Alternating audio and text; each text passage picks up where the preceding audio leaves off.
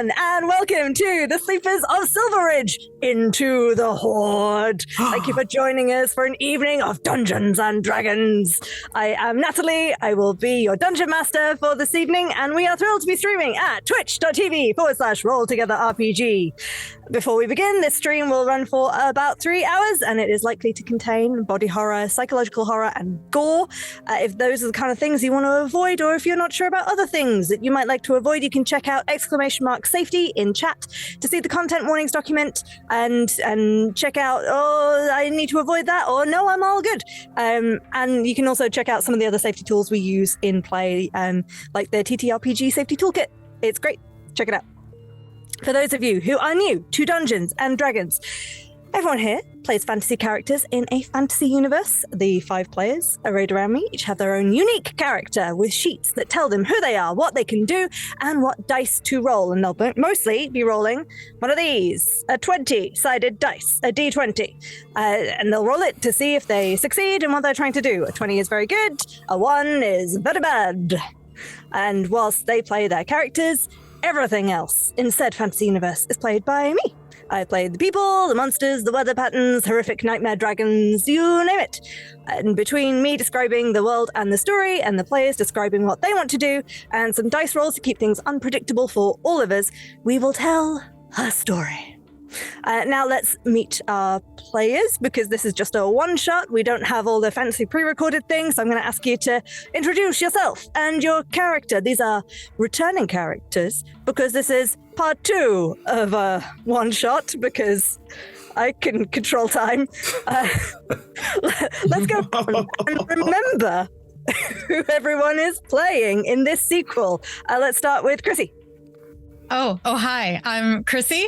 I'm going to be playing Daphne, the necromantic nymph. She is a druid, sorcerer, multi-class. Nice. And Tom. Hello, I'm Tom, he, him, and I'm playing Lycos Hubertus, or just Hugh, who is a blood hunter who, surprise, surprise, with a name like that, turns out to be a werewolf in a city full of silver. Choices were made. I mean, a city, it is a village, township. Really. Yeah. Like a settlement, if anything. I'm a blood hunter, I don't do maps. Is there a cathedral? I thought you were about to say I'm a blood hunter. I don't do math.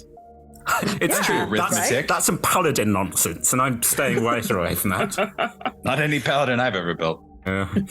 Speaking of paladin nonsense, we have no paladins, but Nathan.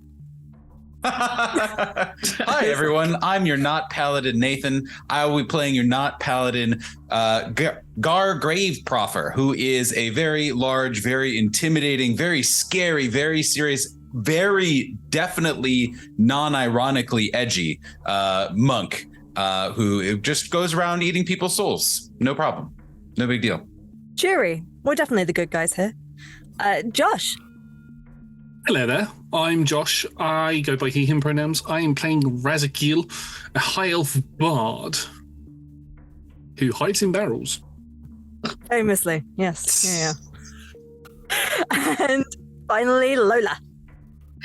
Hi, I'm Lola, and I am playing Vladimir Cindersong, or Neri for short. He, him.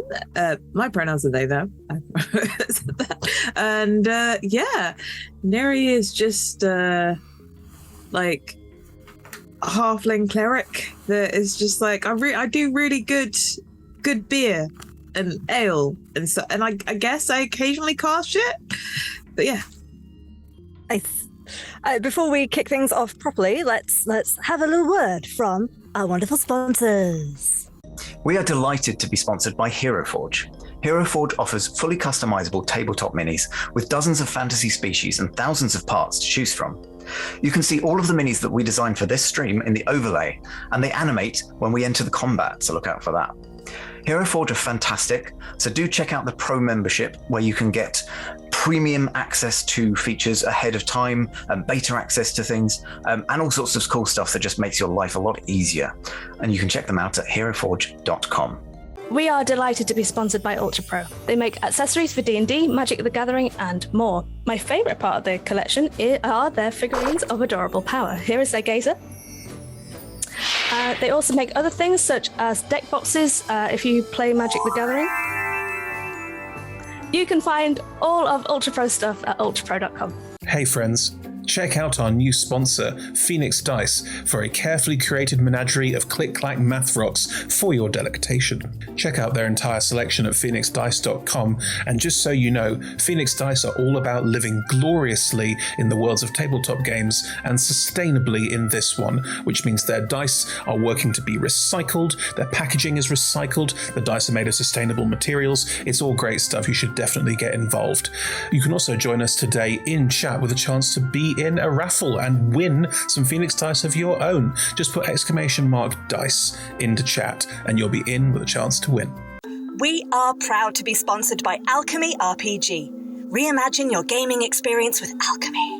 They're focused on creating immersive, cinematic experiences everywhere you interact with tabletop role-playing games. Playing a game, creating a world, streaming, watching live games, discovering new content. Look at all the cool stuff that they are doing there. You can use environmental motion art, scene-based music, seamless character management to run your games over the internet, with upcoming features including homebrew content, streaming overlays, and spectator mode. So go and check out alchemyrpg.com. We're delighted to be supported by Idle Champions of the Forgotten Realms, a Dungeons & Dragons strategy video game that brings together D&D characters from novels, adventures, and multiple live streams into a single grand adventure. Select your heroes and formation and battle through waves of monsters for free on PC, phone, PlayStation, Xbox, and Nintendo Switch. You can pop exclamation code into chat for a free Electrum chest. We're delighted to be supported by Neverwinter. In Neverwinter, explore and defend one of the most beautiful cities from Dungeons & Dragons' Forgotten Realms campaign setting as it rises from the ashes of destruction. Epic stories, action combat, and classic role-playing await those heroes courageous enough to enter the fantastic world of Neverwinter. Neverwinter is completely free to play, so set yourself up an account today and pop !NW gift into chat for a link to a free gift. Check out our supporters at D&D Beyond, your guide to digital D&D.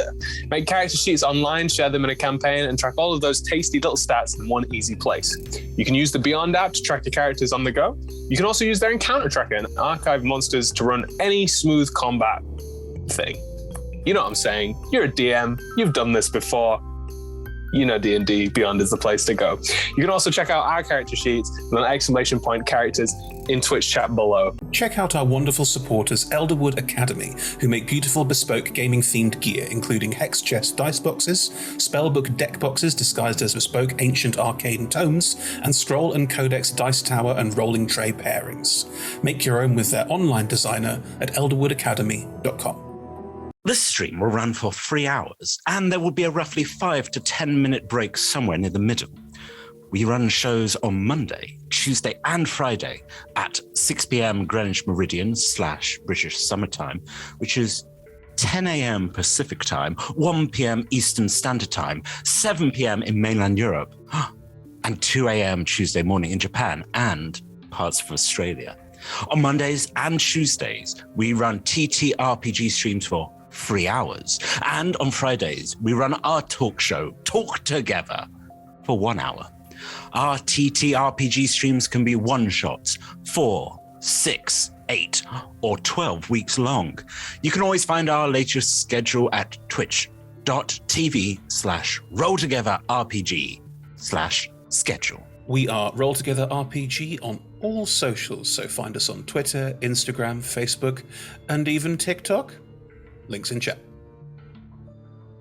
Thank you to our D20 Club on Patreon. You can find a link in chat. Help us make our shows from just £1, $1, or $1 gold piece, and unlock more tiers by joining.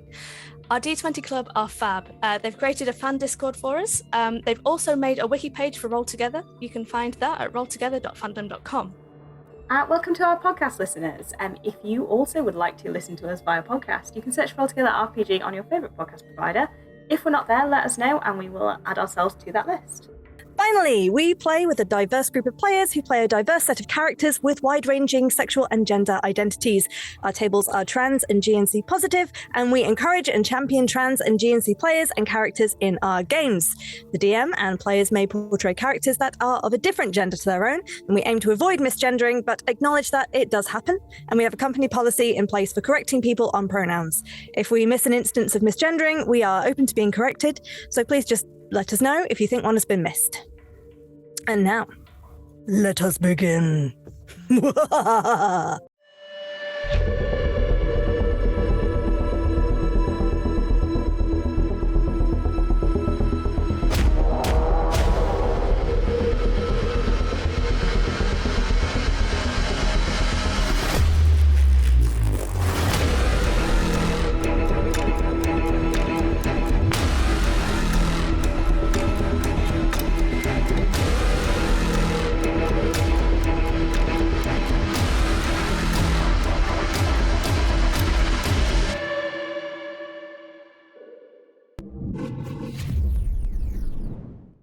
Last time, in the Sleepers of Silveridge, our heroes are high-level adventurers who responded to a call for help against a mysterious foe.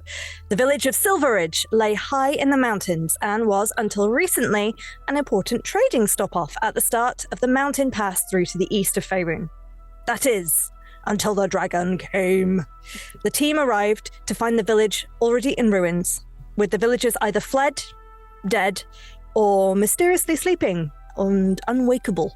And after a very brief encounter with a gnome-sized zombie with an unusual tentacle face situation, which was completely and immediately decimated by Sir Ezekiel, you found Malgrak, a half-orc and the local cleric, who told you that the villagers that are still sleeping had been affected by some strange, sudden, and highly localized rain, which he didn't quite understand. He didn't see it happen, and he's just been desperately trying to look after all of these villagers that are just asleep in the village chapel. They're just laid out on the floor. So, in attempts to figure out what went on, the team started investigating, started looking at the bodies and questioning Malgrak. Silveridge, being the closest settlement to the local silver mine, the chapel was also full of silver trinkets and ornaments to various gods, which started to cause some issues for Hugh, who, as well as being a renowned vampire hunter, also happens to be a lycanthrope. So not the best place for him to be, but here he was. So pushing through those environmental distractions, Hugh managed to put two and two together and concluded that the villagers were somehow undergoing ceremorphosis, which is the process of being turned into a mind flayer. So just as the team realized this, the villagers started to wake up, even though the ceremorphosis was not complete, and they started turning into deformed hybrids of illithids and zombies, and one of them wrapped a tentacle around Daphne's throat. A fight ensued with the Hoard, interrupted by the arrival of the real cause of the villagers' devastation, the dragon Cathintai, herself horrifically transformed by fusing with an illithid elder brain. So Cathintai then used their breath weapon on the team, spewing brine-filled mind flayer tadpoles all over them. Hugh, Daphne, and Neri got infected. They felt nauseous and they weren't sure how to stop it. And then Gar was tackling the zombolithids inside the chapel. And then at some point, I think it was Neri did the fire thing and set the chapel on fire. Or was that Daphne? Malgrak. No, Malgrak did it first, and then someone else rained down fire on the chapel. I mean, I have Fireball. Let's blame Neri. Neri was definitely very keen on just burning it all down. But said the cleric, burn the chapel down. There were things with tentacles, and there was a dragon on it. It's the quickest way to get to their gods. Fire. Burn it down. So while all that was happening, Gar was also dealing with the zombolithids. So Ezekiel, despite being known for famously defeating an adult sapphire dragon on his own, got a little bit scared and hid behind a crate. In a barrel for most of it, most of the fight. The team were getting run down. Hugh was grappled by Cathintai's tentacles and at risk of losing control of his inner werewolf. And Daphne's wild sorcery accidentally summoned a group of very confused flumps. At this point, Sir Ezekiel casts Wish and to restore his team to full health and also miraculously curing them of their infestation problem. So then the dragon lost her grapple on Hugh, and then with no Hoard left to help, seeing that he'd lost the tactical advantage, Cathintai used his breath weapon on the team once more and then flew off, taking Gar with him. So fighting the grapple that Cathintai had him in, Gar was eventually flung from her grasp high into the mountains just before she flew down into an exposed tunnel and disappeared from sight. Fortunately, as a monk with the slow fall ability, yeah, exactly, he landed safely and was left to trek his way back across the mountain range towards the rest of the team. Meanwhile, we had Daphne, Hugh, and Neri once again suffering from the effects of this tadpole brine infestation, and eventually, just in the nick of time, Neri figured out that you needed to heal people over a certain amount in one go to get rid of the infestation, cast mass heal on the team, and save them once again, although not without some debate and concern and annoyance over having to use the high-level spell slots. And this is where we find our heroes now.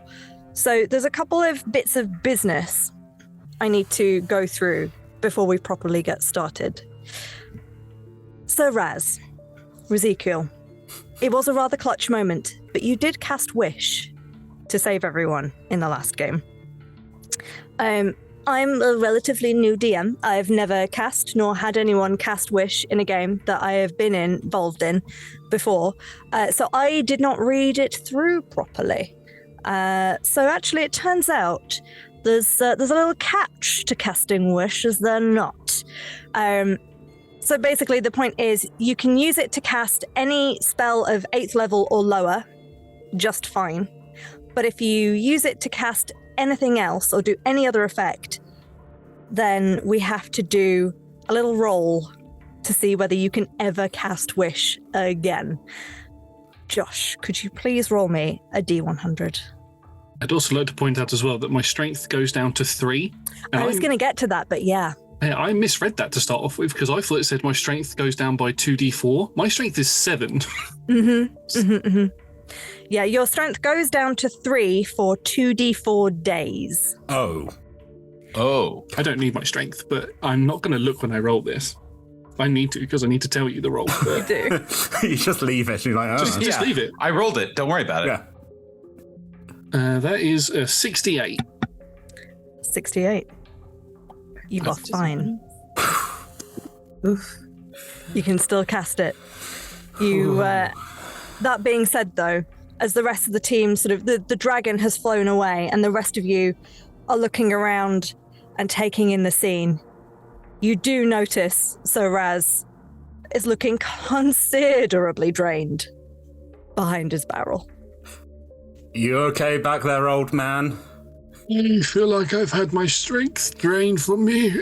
It feels like it could take 5 days for it to get better. Odds.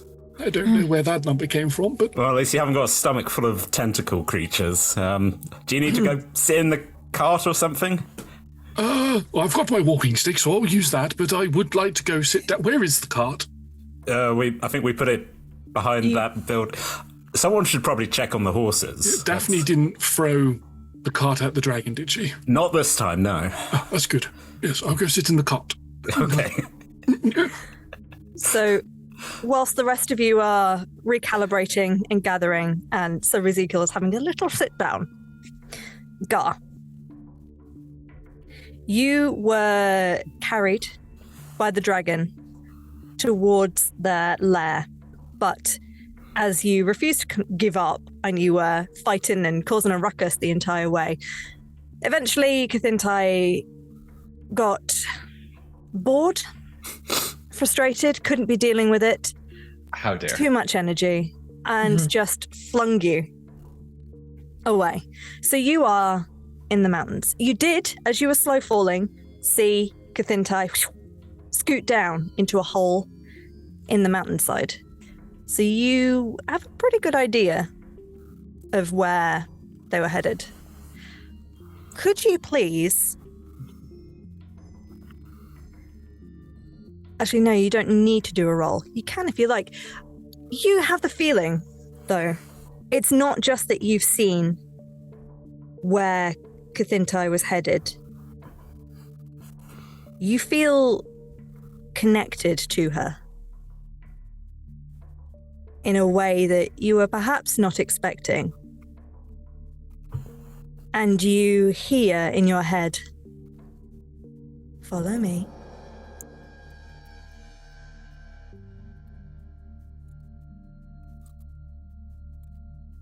Gar just like I'm imagining that this happens like, it's as far as Gar is concerned, this was, the like Gandalf versus the Balrog, just like crazy aerial battle, and just gets dropped even if it was just kind of an annoyance. And like he's dusting himself off after just plummeting for however many feet, and is angry and is pissed, and then just hears this in his head and just like stops and is kind of like taken aback at that information and at that, because usually the people that Gar punches do not invite him over.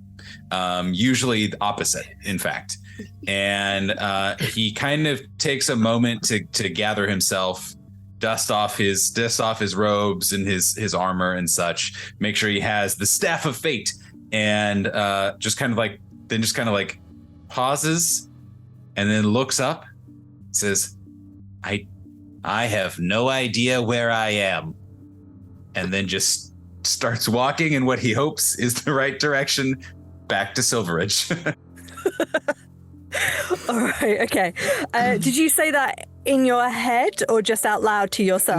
No, Gar's not talking to... Fine. Gar is an 18th level adventurer. He knows you don't just start talking to the voices in your head. Sure. Especially if they're coming from definitely just a giant, horrific tentacle dragon. Mm-hmm. I'll let the smarter members of this party, I don't know if there are any, I think, but rude.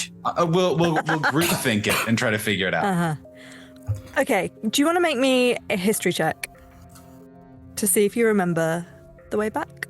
To be an any other check, like a survival. That is much more generous of you. Thank you, Dungeon Master. It's 22. Okay, fine.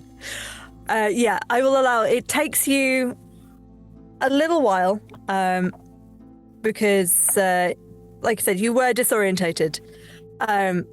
So it's going to take you a couple of hours. Do you have any way of contacting the team?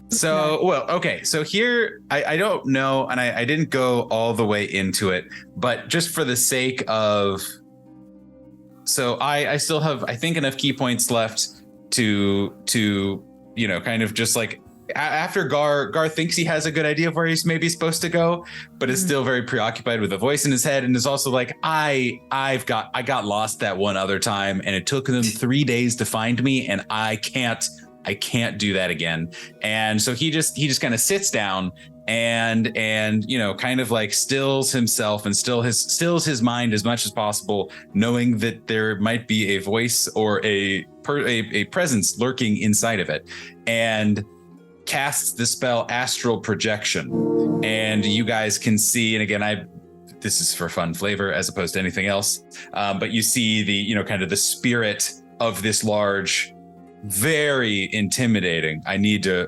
really hammer that home. He's very edgy. Bugbear, kind of the soul and the spirit just like extend outward from him, and kind of goes and projects over to the party. I think that's how that works. I don't know. It seems fun. So that's why I'm just amazing. I saying like it. Words. I thought you were using it to try and communicate with them, but I think you can actually travel. Maybe. No, I can travel the astral plane. Right. I'm just making sure. Yeah. Is this all just? I don't. I don't care. I don't care. Great. I like it. Let's do it. It's all flavor. I'm not doing anything with it anyway. You sit Come down. at me, commenters. You sit down. You zone in, and you astrally project to the others. So Raz, you are just climbing into the carriage to have a little sit down. The rest of you, what are you doing as this astral Gar just appears? You remember when Gar got lost in that swamp for 3 days? Do you think it's going to be, oh, look, here he is? Oh, God. Yeah. Not again. Are you okay? It looks like you took quite a drop there. I mean, yeah, of course I was totally fine. I mean, I can survive very large falls, as you know, with I'm very tough. And but I think I am okay-ish, I would say. I really beat up that dragon really good, you guys. You couldn't see it probably from where you were, but a lot of punching and kicking. I kind of like poked at it with the staff of fate. Really cool. I don't want really to be too good. God, I don't want to be too forward, but did you spit anything in your mouth? No. But that is between me and the dragon. Thank you very much. Okay, fine. If you want to get the dragon. I mean, it's a slight problem, given that the dragon, I think, made all those people. Like, yeah, I think that rain brine thing, that was the cause of all that. So it's quite important that we know. No. Very important to know if you spat or swallowed. But I am choosing to ignore what you just said. Always spit. It's in the journal. Look. I'm choosing to ignore it. But don't save your life. I will say I did hear its voice in my brain. I don't think it was really. I don't know if it was connected to anything. I don't feel any tentacly. In my physical or astral form, but I'm just, full transparency, always good to talk this out. It said to follow it, to follow them, and that's very, as you know, when I punch someone, they don't usually invite me to go follow them. Classic. We've talked about this many times before, but it's so I don't know what to do with that information, but I don't want to be in the woods anymore. So I'm just. You guys just like be there and I'll get there. I think I know where I'm supposed to go. If you could like send up like a spark or something, but I'll be there. Do not leave me behind again. Could you treat, I don't know, do the thing where you go through the tree or yeah. Can you? Druid thing. Can you tree step? Have you tried? Walk into a tree, Gar. Walk into a tree. Gar definitely has tried to do it before, and it has been unsuccessful, Daphne. Unfortunately. Oh. Can you go get him? No. I'm only a level 4 druid. I was going to say, no, you can't, or no, you won't. Because you're just like, I'd rather not. Oh, let's go with that. I'd rather not. I'm just gonna, I can help with the sparks, and I'm gonna send up a cloud, use my druidcraft cantrip to make a cloud. And it says I can make a rain cloud, but can I?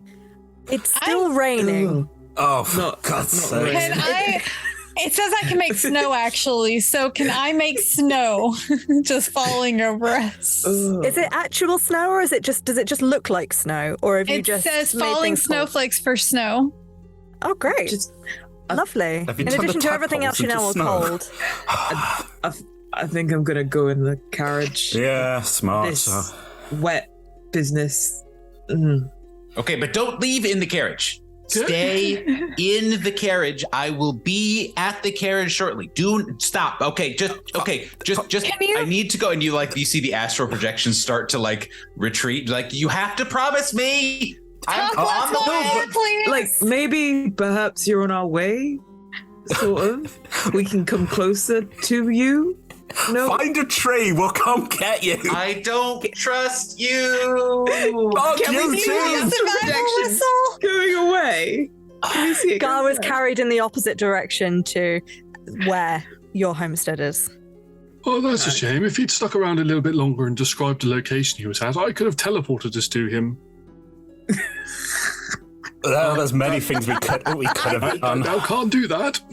I think this is a hard lesson that he needs to learn about flying off with our enemies. Maybe next time he'll wait for the entire party. He's not very the first time. He's the Sounds whole like he's reason made a that friend out of the himself. dragon. Yes. Yeah. Yeah, she felt comfortable enough to talk in his head. That's a little intimate for me. I'm just saying. But they didn't spit in his mouth. So that we know of, Ghost Gar. That we know of. Gar, as you return to your body, you can see beyond. There's a couple of ridges, but you can see a drift of snowflakes coming down in amongst the rain clouds. Before you leave the area, though, that you're in, it does take you by surprise a little. The town of Silveridge is in a rocky area of the mountains. Most of it was stone, silver, minerals, some foliage, some grass, a couple of trees here and there, but it was mostly rock. Where you're sat, it occurs to you as you come back to your body, you were possibly panicking a little before. It is verdant. It is green and lush.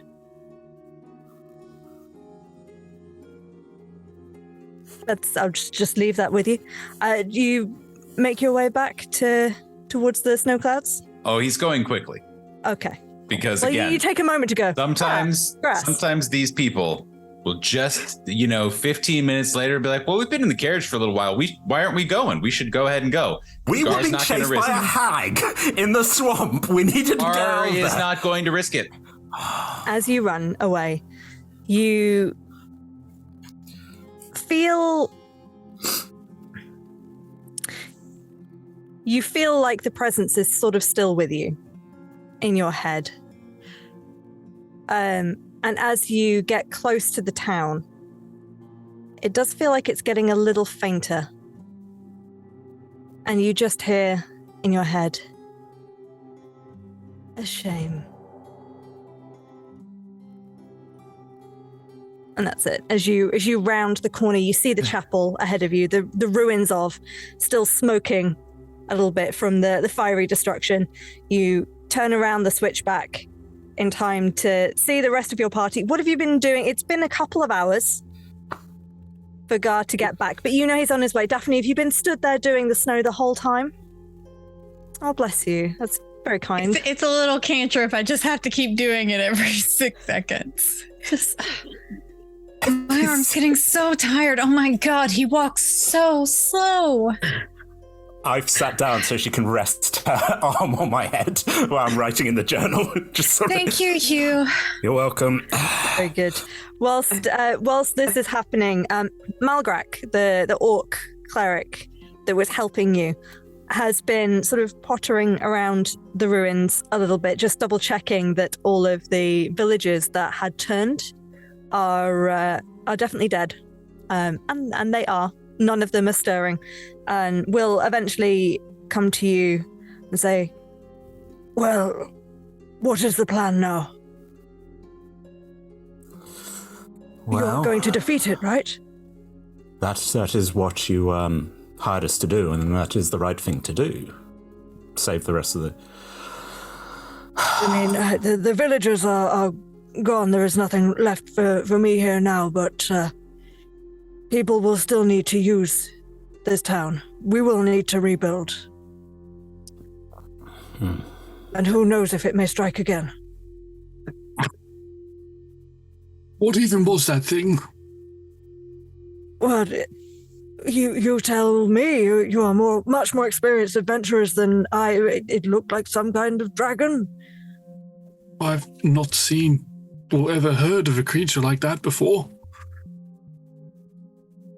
Flick back to the Mind Flayer page and hand it over. I was like, read up on it. Well, I know what a Mind Flayer is, but I've never heard of a Mind Flayer dragon. Well, never mind. Now we've discovered it, Brilliant. Well, you're the dragon slayer, then you obviously would know how to deal with a dragon. Then what's your advice, old man? I don't know, because this thing isn't a dragon. We don't know anything about it. Well, we know that it speaks in our minds. We know that it can spit things in our mouths, which is disgusting. Again, Brave New World. That's when Gar comes into the town for the first time and says, "Don't kink shame." As he I comes will to join, kink shame the monster as much as I like. into the conversation. As I kink shame any of you.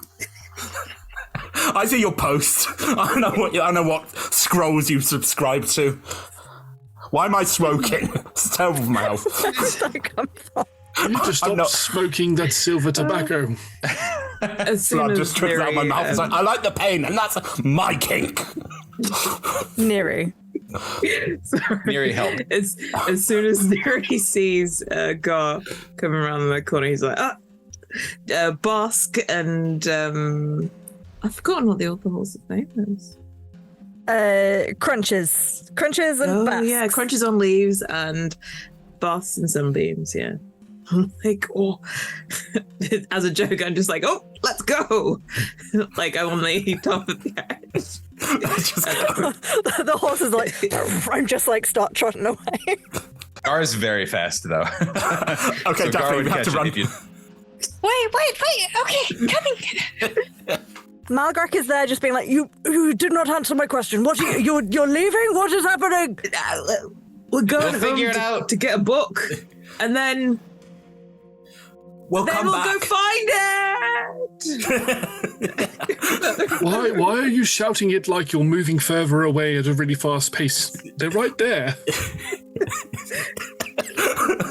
I like that this is just our party's like signature. Is like we don't really say it's like a halfway, just kind of quiet goodbye where it's like we just start leaving and then we're just like, all right, well, see you later, bye, talk to you soon. We'll be back. Don't worry about it. I stop and wait for everyone to catch up, and it's just like just my little joke, You've got to have some fun after you've nearly died. So we're going to go deal with it. Hopefully. Are you coming back soon? Can I have nowhere to go at the moment. Do you want to come with us? Yes, please. We do have 20 rooms and 18 bathrooms. The people in those 2 bedrooms, they have debates. What do you need so many bathrooms for? Anyway, Malgrak is Wouldn't you like to know, old man? I have a very weak bladder. I need a room close to me, no matter which part of the house I'm in. So Raz, it occurs to you that you could, given that everyone is exhausted and it would take you a good 8 hours to go the slow way back, and you are a little pressed for time, it occurs to you that you could probably teleport everyone back. Yes, but I won't realise that for at least half an hour into the journey. Great. Good. I'll be having a nap and we'll just go over a bump and I'll bang my head on the side and I'll wake up and I'll go, oh yes, and we just disappear. I also love the idea that we've all been adventuring together for years now, but we haven't bothered to learn what each other can do. No, like there's no one suggests, hey, cast teleport to get us home. You only cast one spell. You have the spell slots for it. He told us that he could have teleported to go get you. I imagine everyone's just like, well, I guess he needs a bit of a nap. Yeah. But like, when can we wake him up? If you wake him up too soon, he gets cranky, and then that's terrible. That's the next week gone. I've had about 10 power naps in the time it took Gar to get to us, so every time he went to talk to me, I was asleep. And everyone was important. Everyone was.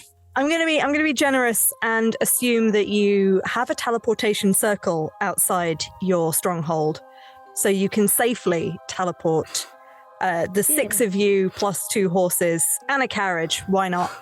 To the name of your keep, which we've now decided is the Mist Heart Keep. Mist Hearts, yeah. The Mist Hearts. Yeah. Mist Hearts, Yeah, unless you're really drunk and you say it slightly wrong. Yeah. And that name has always stuck with us. I also like the fact you said safely, but he didn't tell us that we're teleporting, so the carriage is still moving. And when we come up and like Tokyo Drift to stop, we're like, well, we're back. But who is driving? I mean, is it Neri driving or is Daphne driving? Because I feel like Daphne would be able to be like, come on now, horses. Oh, I think that once I'd stopped the horses like last time, I was just casually shoved off the seat by Daphne. Yeah, whenever I managed to catch up with the carriage after Neri started it off, I'm like, no. Okay, I've got it from here. Thank you, though. That was very lovely of you. I mean, do you want to sit in the front, Neri, or do you want to go inside? I think I'm suitably chastised. I'm like, okay, I'll go. Help you up. Swing up and sit next to Daphne. I'm like, yeah, shotgun. Very good. So you teleport back to the Mist Heart Keep, where there are plenty of tarts waiting for you. A goodly snack to rejuvenate you all. You all manage to have a long rest and recuperate. Unfortunately, so Raz, you are still weak, but you feel a little bit rejuvenated, and you may be able to use some of your higher level spells again. That's exciting. Do any of you swap out any of your spells, any of your equipment in preparation for going back? Yes. I have a collection of delightful armor here. This one helped me with necrotic. Not so useful, but this helps me with psychic. It's just got like a little swirly on it. It's very fancy. I'm very rich. So yeah, I now have resistance against psychic attack, which might help, but nothing will protect me from the silver. No, it won't. I pick up a deck of cards. Very good. Different one? Yes. I like to have two with me at all times. God. I lost the other one on the way up the mountain beforehand. I need to have two. There. Any more for any more? We all good? Just change some spells. Nice. Like this is in the process of kind of praying before I go to sleep. Yeah. It is interesting actually. You mentioned sleep as you all rest that night. None of you have to keep watch. Obviously, this is a stronghold, a fortress. You have people to do that for you. You are rich and seasoned adventurers. You do find yourselves a little unsettled. Gar, actually, the voice that you felt sort of in the back of your head, as soon as you teleported out, you felt that presence had gone. There's perhaps a slight sense of disappointment in a weird way, like you weren't expecting, but there it is. And as you fall asleep, you go into dreaming of destruction, fighting enemies, wave after wave. This is something that you do all the time. And they keep coming, and you keep killing them, and they turn into piles of gold.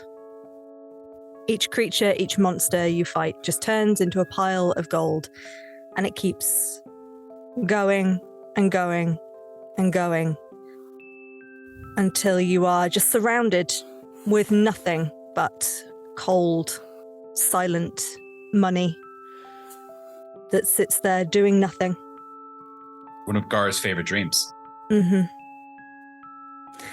Neri, as you finish praying to Ogmar, your god, the god of knowledge, you find yourself falling asleep and falling within that sleep endlessly through a dark, void space.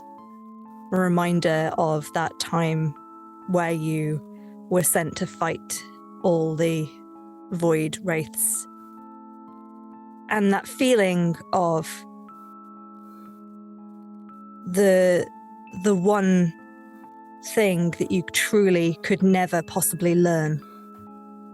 All the scrolls and books that you could read couldn't possibly capture the actual knowledge of that dark, endless, echoing void just staring back at you.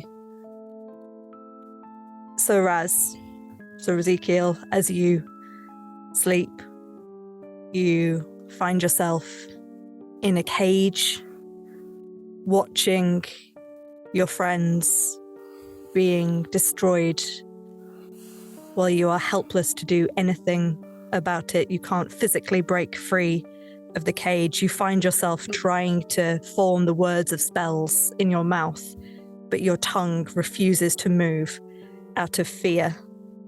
And then suddenly there is no cage and you are just running. Just running and running and running, even though you can't do it very fast. And you are constantly out of breath, and there's that burning breath within you.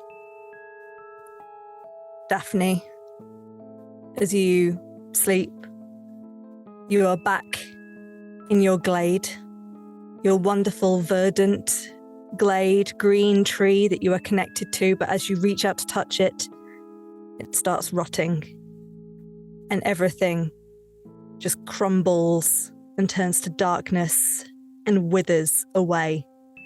And you feel a sense of cold emptiness that you did when you were disconnected from your tree the first time. And Hugh, as you sleep, well, you don't sleep, you are an elf. The same with Sir Raz. You are an elf, you don't sleep properly, but in your reverie, these images came to you. Hugh, in your reverie, no matter how much you are trying to sort the images from the day, the vampire queen that you slayed keeps coming back and calling to you and smiling.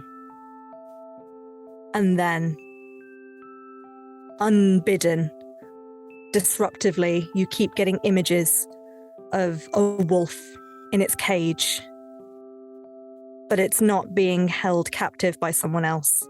It is trying to protect everyone else from itself by being in the cage. But the wolf keeps getting bigger and bigger and bigger until it bursts out. So you all had a really cheery night's sleep and awaken in the morning knowing your task. It's fine. We'll have breakfast. We'll have waffles. It'll be fine. I've got. It's a thing. I think perhaps we have a nice hearty breakfast, a little bit of a hero's feast to cheer us, for the task at hand. I think that's a good idea.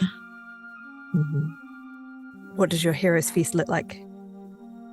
I've known everyone for like a while now, so it's kind of this selection of everyone's favorite foods, but lots and lots of meat and ale as well. And like some of it's like a lot of it is also like kind of hearty tavern food, Mm-hmm. even though it's breakfast. So it's like, you can eat whatever you want for breakfast. I love this idea of like, right, well, we know we've got to go fight this. Let's get pissed first. Oh, we've been slightly drunk on every mission. Which explains a lot, I think, of really kind good. of the vibes thus far. It's that we showed up to Silveridge a little hammered. We've all got hip flasks. We're just like, we're sorry about your mother. She seemed great.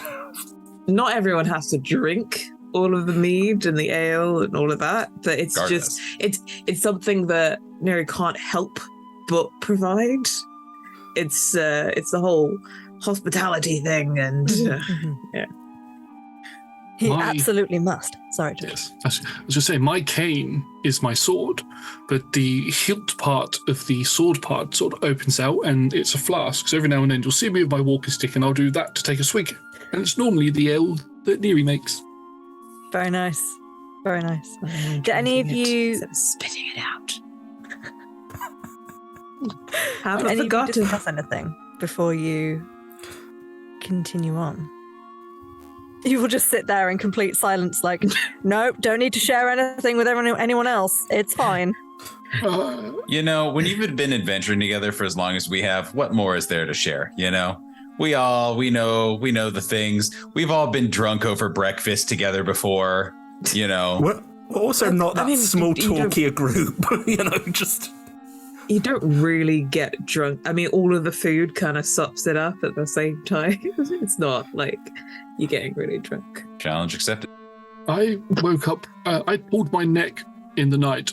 One of the dream that I had, I must have pulled my neck, but the hero's feast is definitely healed that. I feel 2d10 hit points better. I should roll that for everybody, right? Yes, please. Could you read out the rules of Heroes Feast so we all know exactly what they're getting? So I think that probably the dream is what made Neri be like, oh, I need to do some cooking and stuff and making because comfort. Yes, so I bring forth a great feast, including magnificent food and drink. The feast takes 1 hour to consume and disappears at the end of the time. The beneficial effects don't set in until this hour is over. Up to 12 creatures can partake of the feast. I imagine that anyone else that was around also, Neri kind of forced them to sit down and eat, even though they weren't coming. Malgrax's eating better than feeder mode. Yeah, nice. Yeah. A creature that partakes of the feast gains several benefits. The creature is cured of all diseases and poison, becomes immune to poison and being frightened, and makes all wisdom saving throws with advantage. Its hit point maximum also increases by 2d10, and that is going to be... What is it going to be? It is a 6 and a 6, and it's a 12. Lovely. How do we do that on D&D Beyond? If you go it's not temporary. You click on your max HP thing, and then you do a max HP modifier. Yeah, down the bottom. Yeah. I did the thing. I knew what it was. Yeah. Excellent stuff. Yes.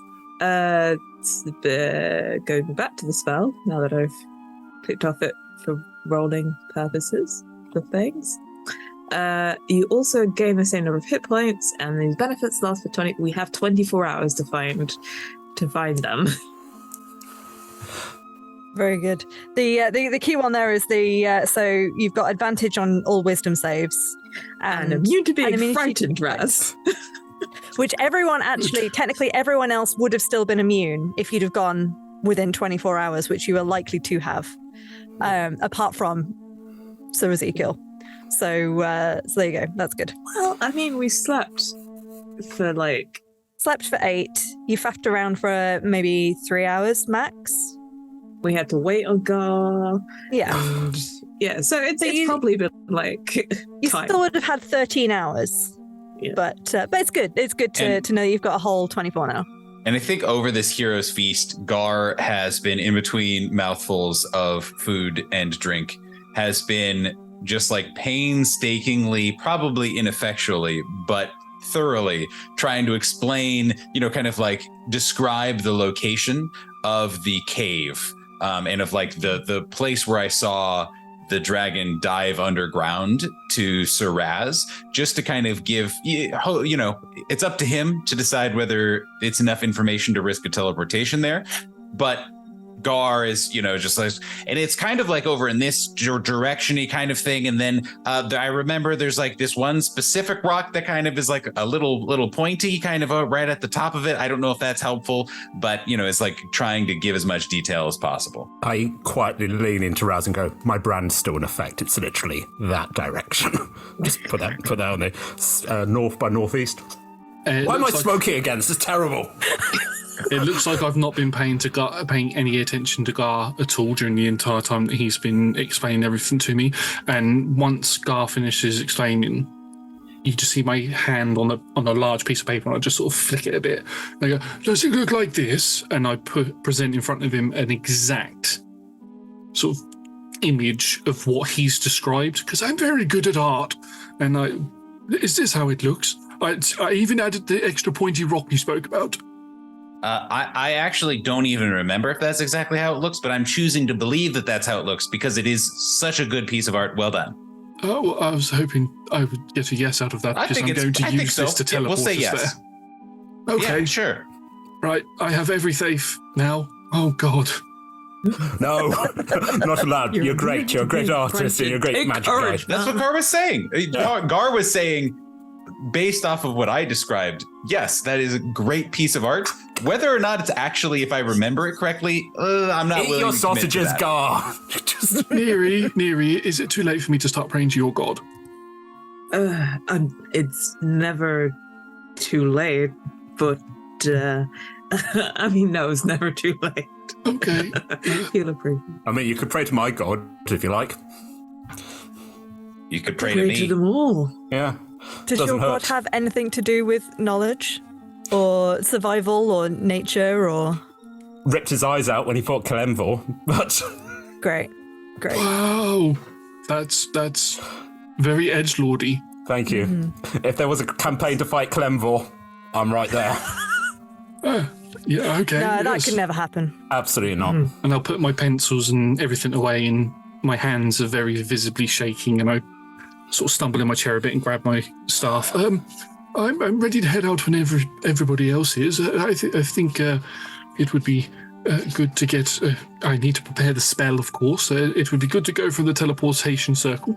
One, because I spent a lot of money on actually getting the teleportation circle installed. And two, it's a nice view. Very good. Before you go, based off the information that Gar has given everyone, I'm assuming the rest of you are listening in because you're all there eating at the same time. Does anyone want to make me... Hugh, you can do history, but the rest, nature or survival? Sure. Are you sure I can't do history? It's not like I have a +14 or anything. 22 survival. I have advantage with my history rolls. I've given it to Hugh because he's specifically been talking about like keeping a journal and the history of the creatures that you have fought. If you could make me an argument as to you having a historical knowledge of different types of dragons, then I would be happy for you to use history. No? It doesn't matter. 21. No, I rolled a 25. 1. So regardless of what I add to it, it doesn't matter. Oh. You've put a lot of work into this feast, so you're focusing on making sure that everyone's having a good time because that's... Everyone must eat. They must Everyone eat. smile. They must enjoy it. They beans. must find it delicious and have a great time. That is Neri's focus. Daphne, that was a 25, right? Mm-hmm. And Hugh, that was a 21. I think between the two of you, the fact that the area around the entrance to the mountain being verdant and lush of plant life makes the two of you twig like, well, that's unusual. And I think between the two of you, you can sort of back and forth a little bit and think about you've not fought one before, but you've definitely heard of, obviously, Razik as well, you'd be able to pipe in dragons, different types of dragons have an effect on the area around their lairs where they live. And this one, creating lush plant life nearby, suggests that, one, the lair is within 5 miles of where Gar was. Probably within 5 miles of Silveridge itself. And two, that it is probably this may also feel like a gimme, but it's probably a dragon that came from under the mountain anyway. Would they know what... obviously, it doesn't matter as much because we saw its combat abilities and that kind of stuff, but would they know also what kind of dragon it was before it was fused and infested and all that kind of stuff? Just That's based what off of that info? I'm leading towards is with those rolls, you could probably assume that it was a deep dragon before it was converted. Deep dragon. Push the journal across. I've not heard of a deep dragon before. I think it's Underdark possibly, or just deep dark. into the silver mine. Are you going to be okay with that? No. Just to be blunt, but I'll manage. I mean, I was literally impaled on a fence for 2 days. I don't think this... It'd be nice to have a new standard of pain. But, yes, I was urinating silver last night with blood. It was great. Yes. Yes, the edgelording continues. Yeah.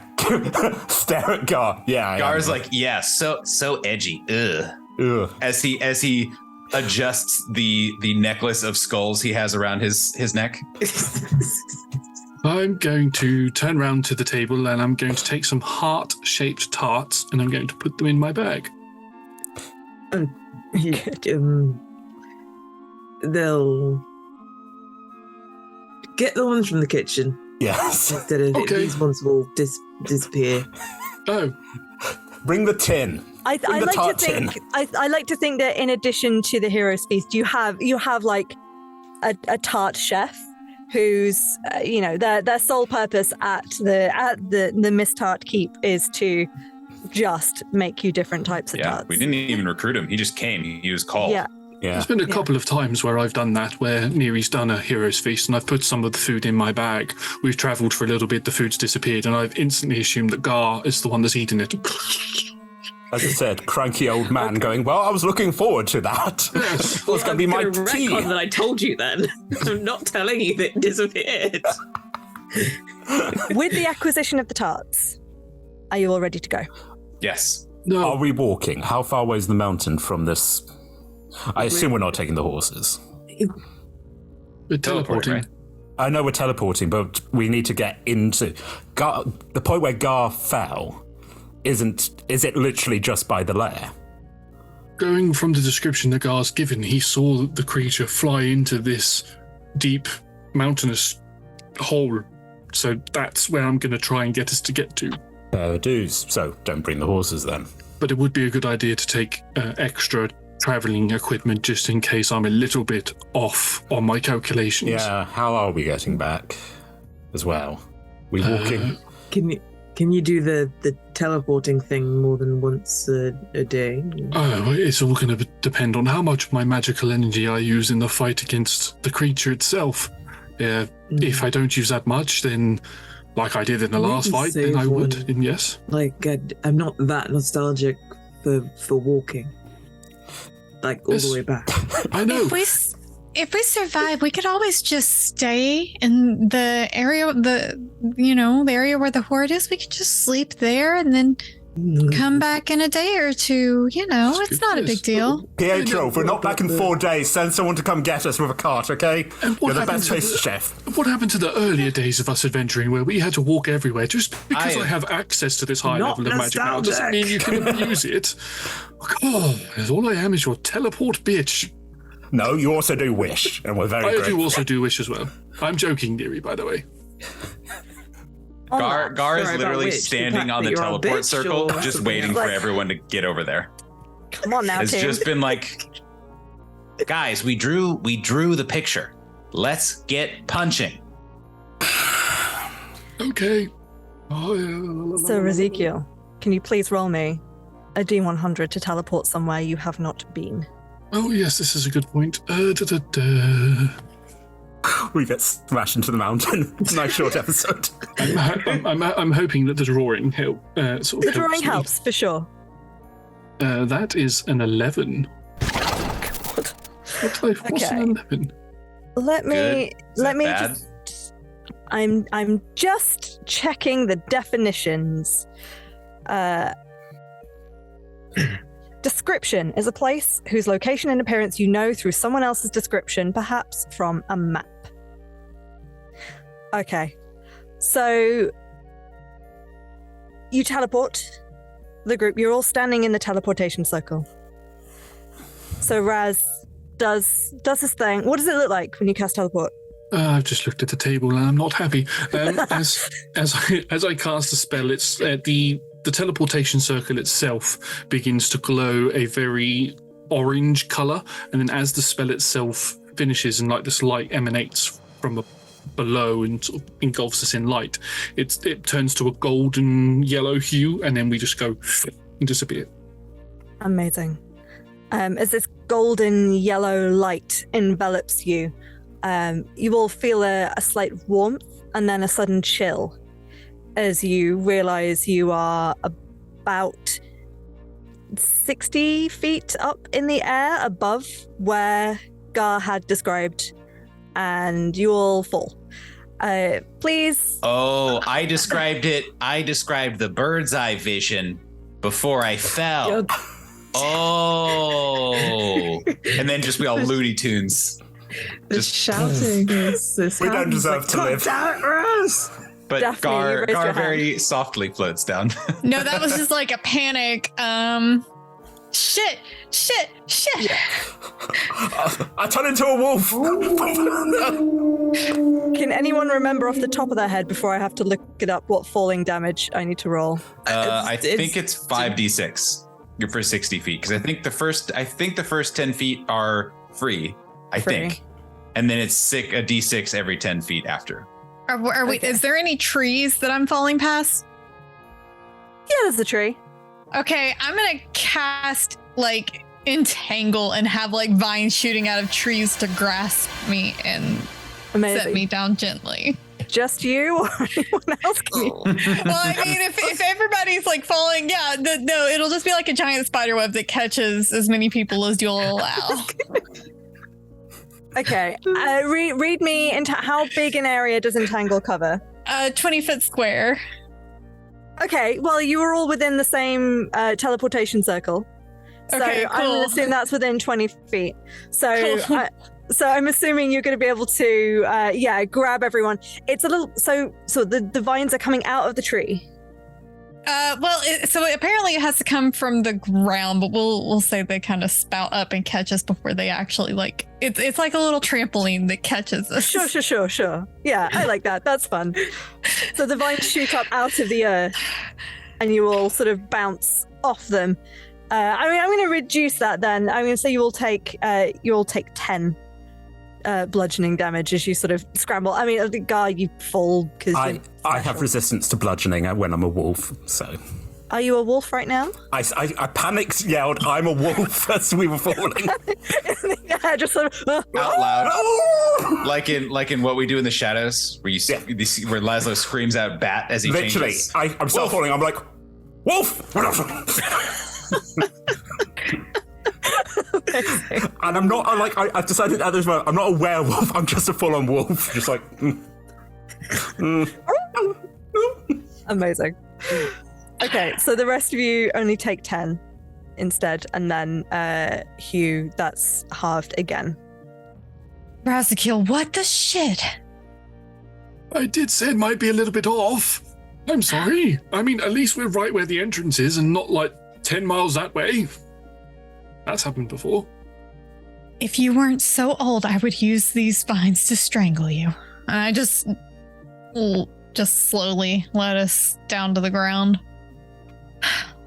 That's not very nice. Thought I did quite a good job. Well, I'm just gonna go over. Gar just like claps you on the shoulder. Oh! You realize I'm an old man, don't you? Oh! So, one hell of a punch. Oh. Look, right. Team, there is chat happening in the chat that is breaking Chrissy, and it's not fair that the audience is being kept away from this. I don't know what you mean. We are playing a game here. We're trying to keep the action moving forward. Yeah. I know. And in our defense, crudity happening in this chat, which is outrageous. In our defense, Chrissy often just bursts out laughing at the mere mention of something slightly dirty. So it could have been anything.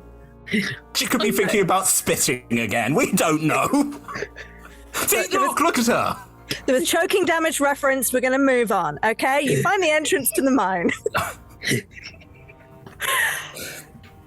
It's as seen by Gar. It is almost like the side of the mountain has been exploded away. Like there was, you can see a track that's leaning that leads down into a smaller tunnel but this whole area of the mountain has been knocked out as if there had been some kind of odd explosion.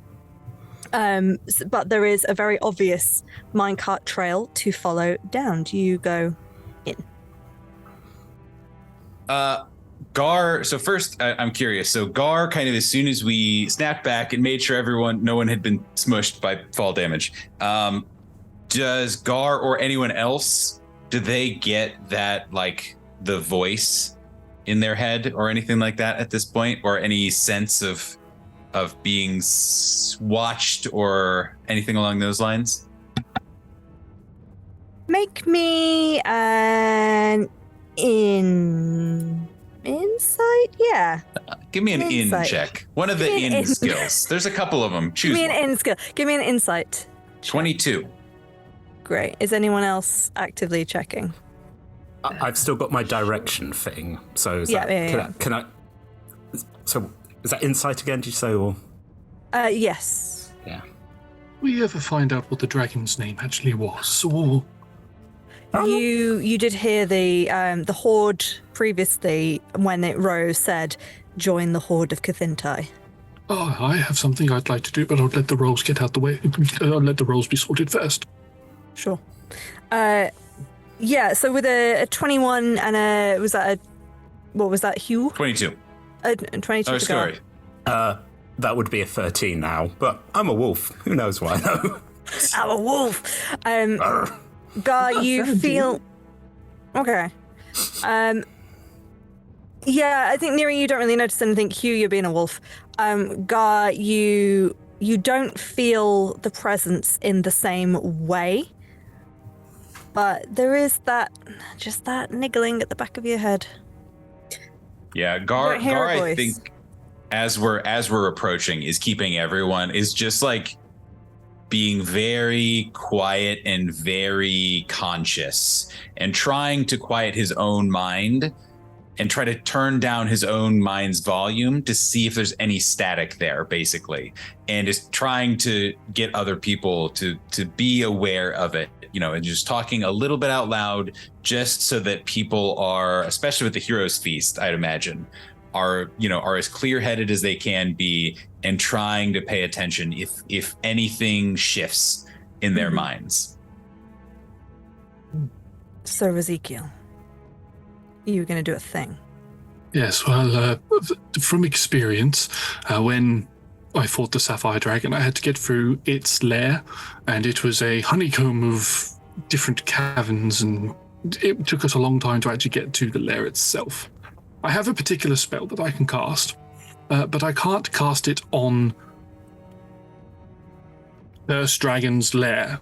Knowing the creature's name, Cthulhu, I can say, I would like to find Cthulhu's lair, and I will cast Find the Path. Very nice. So it's... Oh, hang on, the spell has disappeared. Hang on, let me just get it back up in my book again. I'll say this in normal voice. This spell allows you to find the shortest, most direct physical route, depending on where you're from, to a specific fixed location that you are familiar with on the same plane of existence. If you name a destination on another plane of existence, a destination that moves, such as a mobile fortress, or a destination that isn't specific, Green Dragon's Lair, the spell fails.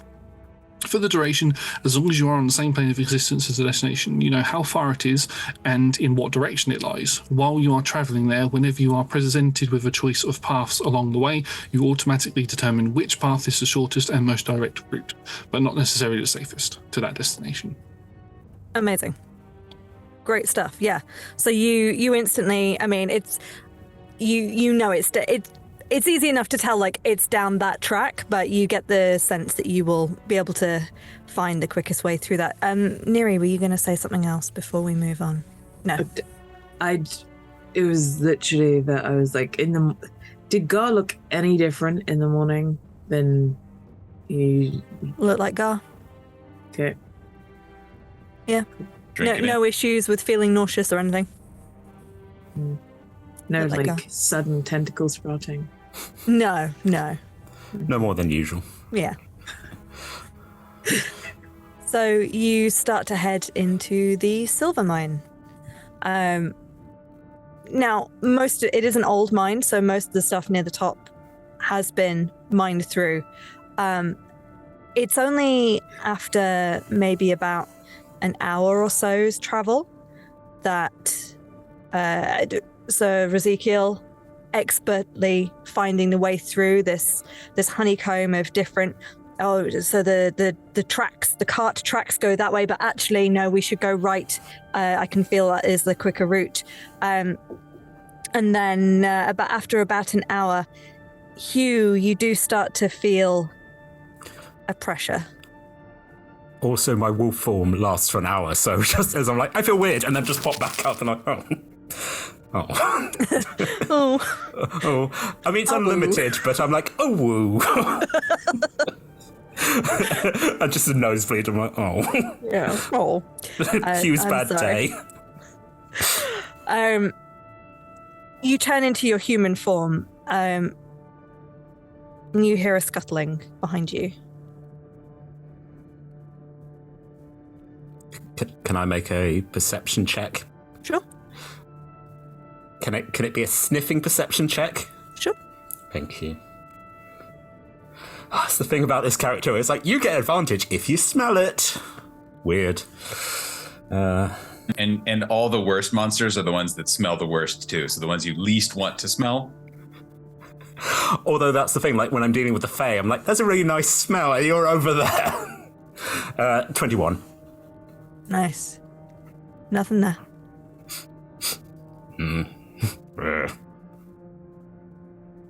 Keep walking down. That pressure that you started to feel doesn't go away. It's not painful, but it's just that knowledge of the tunnel is here. And they did mine the surface of it, but it's not far into the rock that there are deeper veins of silver all around you. As you get further in, Neri, you also hear a scuttling. Can I whip around and take a look? You can. Do you want to roll me a perception or investigation check?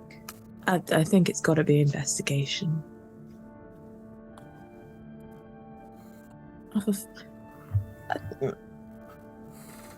So, right now, the dice hate me.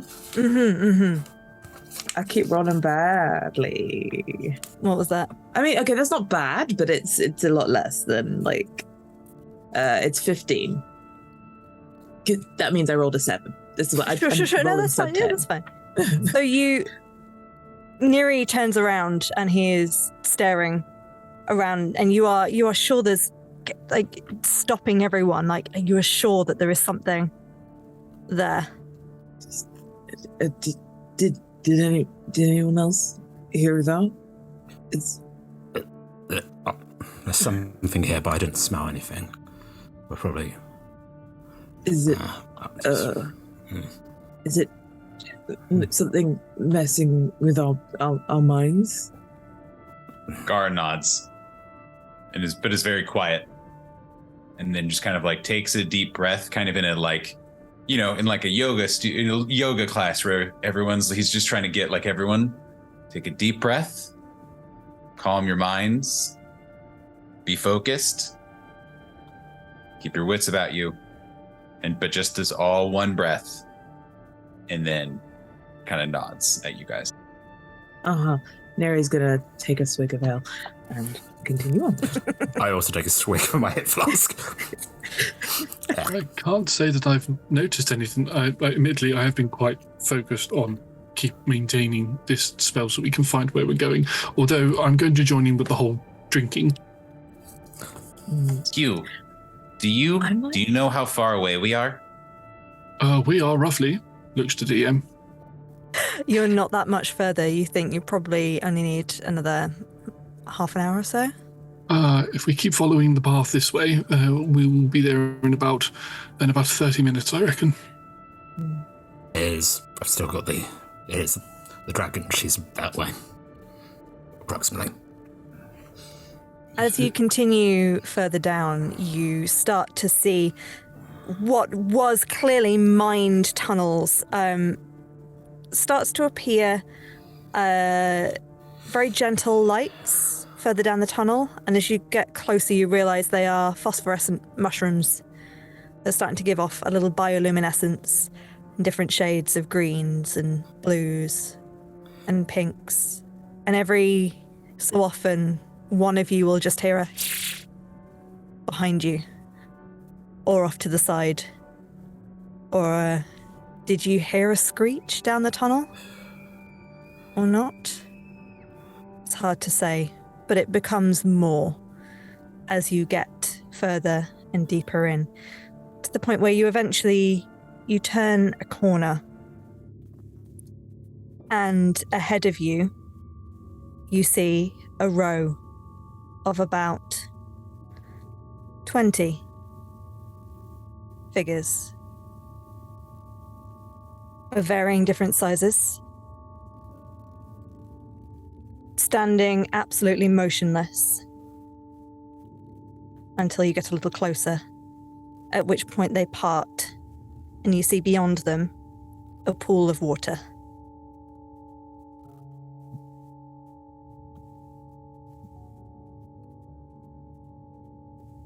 What do these figures look like? They look all different shapes and sizes. If you were to get close enough to see them, well actually, so Ezekiel, you have dark. How many of you do have dark vision, actually? I do. Check. I think Daphne does as well as an elf. I do. Oh, look at us, we're a talented bunch. So actually, all of you apart from Neri, then? I don't think halflings get dark vision. I think I'm just like stressed. So all of you can see as you get close enough for the dark vision to sort of give you a clearer picture. They are creatures like the ones you have previously fought. They are not mind flayers, but not what they once were. Some of them look like they could have been drow. Some of them look like they could have been spheneflin. Oh God, I can never say this word. Spheneblin? Spheneblin? Oh no! Then I had it in my brain, and then I tried to say it out loud, and it was the wrong one. Spheneblin.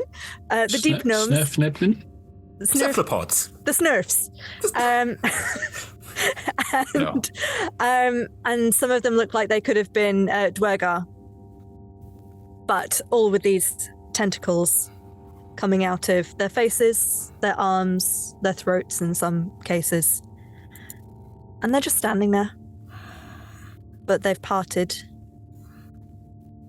So Ezekiel, you know that the way to the lair proper is through the water.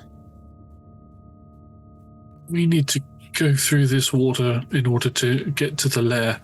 I'm a little bit concerned about leaving these people behind us in case of a back attack, but there's also, they outnumber us by quite a lot, so maybe just be wary. You're not concerned about actually having to go through the water? Oh, yes, 100%. Brine thing? Yeah, definitely. But there's not much we can do about it if we need to go. If the creature is through there, we need to travel that way. Can't part it, get rid of it. Well, I was actually about to say, I can't really get rid of a lot, but I could get rid of some. If there was, is there a path? Like if I like destroyed a cube for us to walk through? And just keep destroying it as we walk. I mean, how often can you do that? Oh, not much. Yeah, just save your you. Save you. Okay. Does anyone have anything like a protection from good and evil? Especially for anyone who has, like, I don't know, a low constitution score or something. Or saving throw. Bizarre thing to say, old man, but we'll have a look. I don't think I took the thing. No, the only thing I could potentially do is polymorph one of us into some form of a fish to swim through it, but... Oh, I don't need that done for me, but I can give somebody a ride, I'm sure. So, Raz, with your sensing the path, you do feel like you are within. If it was as the crow flies, you're within a minute. It's like the other side of a wall. But you feel like the path of least resistance, the way that your spell is showing you, is just through this pool. As soon as we go through this pool, we're going to be there. It's just right on the other side of that, of the wall. That's sort of, Can we blow up the wall? But that would announce that we're here, then, won't it? It's talking to Gar. It already knows that they parted for us. There's like 20 figures that are just stood there, like. Won't he give thumbs up to them? Yes. I'm just a bit sad that I don't have anything that could help all of us. Unless you want to do wish again and wish that we had skills. Don't do that. Don't do it. I was joking. As your DM, I advise you don't waste your wish on that. And it's not really gills that we should really be worried about. It is what else is in this water. Can I see anything in the water? I'm going to poke my stick in it a little bit, just sort of swirl it around to see if there's anything swimming in it, like little tadpoles or anything. We don't really have time for this. I'm just gonna run and jump in and transform into a shark midway through my dive. Stop it. Not getting in that now. Oh, definitely, let's go. I was like, can I burn it away? What can I do? No. Okay, I'll just walk in as well and follow the shark. Follow that shark. Yes. Gar, Neri? Yeah, Gar is actually a very bad swimmer. It's just he's the wrong kind of gangly and is too hairy to be a very good swimmer. So I think Gar just kind of like is just giving as much side eye to the 20 figures that parted, like doing the thing where he's walking backwards into the water and kind of doing one of these to all of them, just like kind of falls into the water and just tries to just imagines himself as dense as he can and just tries to sink as opposed to swim so much. You finally but does had a go bath. I'll have to hold on to Daphne, I think, because with my 3 strength, I definitely cannot push through water. It's a little tricky, yeah. As you jump in, Gar, like keeping an eye on them all, they all just turn their heads to follow. You just hear a slight but nothing happens. And to be clear, their eyes and heads follow as opposed to them. They don't physically follow, just their faces. Cool. That's what I thought. But yeah, that's one of those things you got to ask that question. Yeah, for sure. So as you hold on to Daphne, Shark Daphne, as you all proceed through the water, the bioluminescence continues, and it's not just mushrooms, because that would be odd underwater. It's like like an algae continues all the way through, so it's actually incredibly beautiful. It's like the whole tunnel is sparkling and giving off this dazzling deep underwater display for you. There are small fish in it, just little silver fish. They don't look like tadpoles or anything like that. They look like normal fish.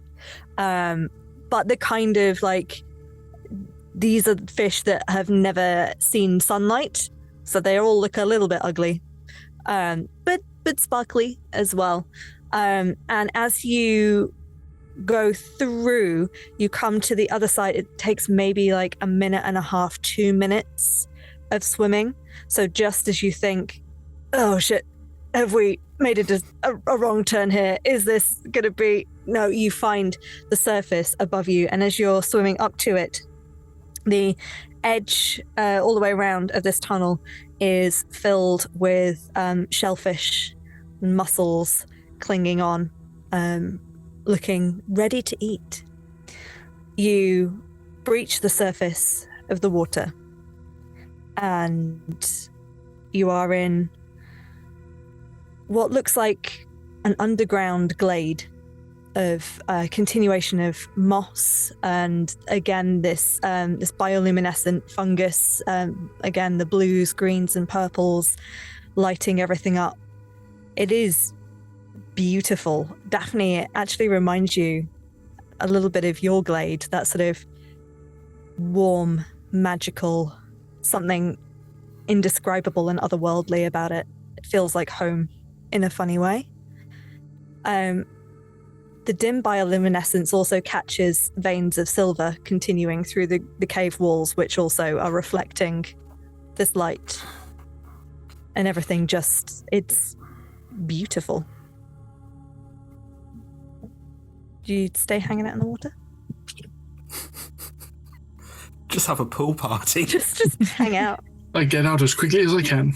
Absolutely. Beach session.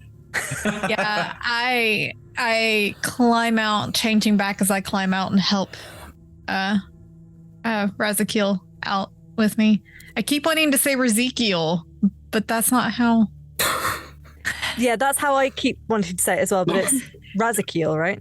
You can say Ezekiel if you want. It's fine. Okay. I don't mind what I'm called, as long as you promise not to choke me with one of your wet spines. It's fine. No promises. Not today, anyway.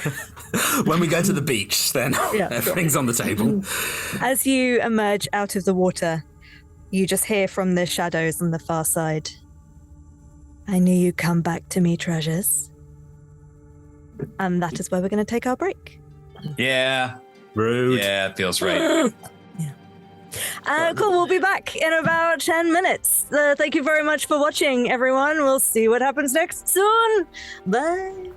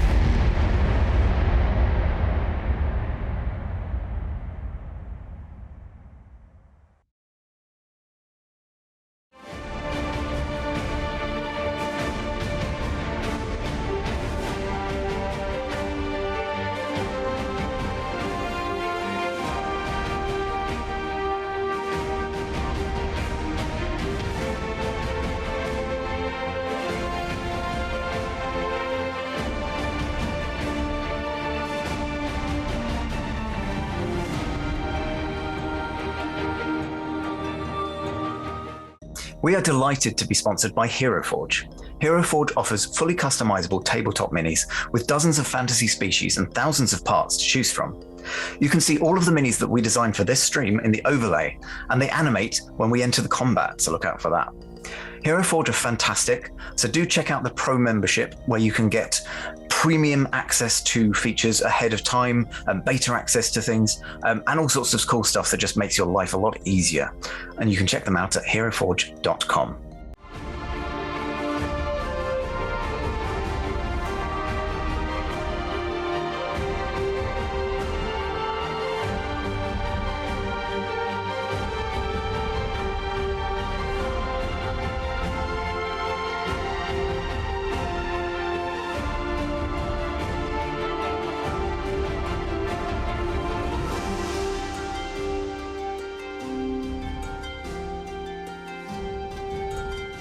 We are delighted to be sponsored by Ultra Pro. They make accessories for D&D, Magic the Gathering, and more. My favourite part of the collection are their figurines of adorable power. Here is their gazer.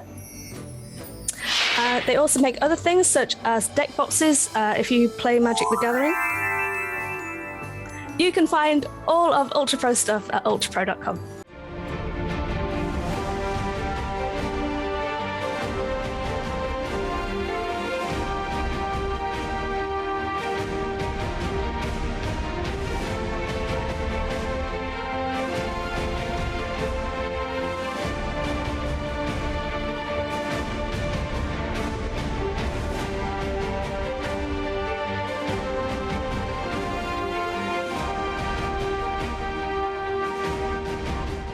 Hey friends, check out our new sponsor, Phoenix Dice, for a carefully curated menagerie of click-clack math rocks for your delectation.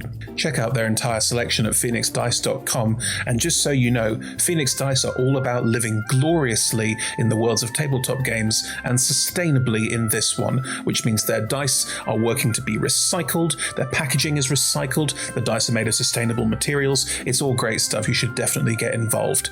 You can also join us today in chat with a chance to be in a raffle and win some Phoenix Dice of your own. Just put !dice into chat and you'll be in with a chance to win.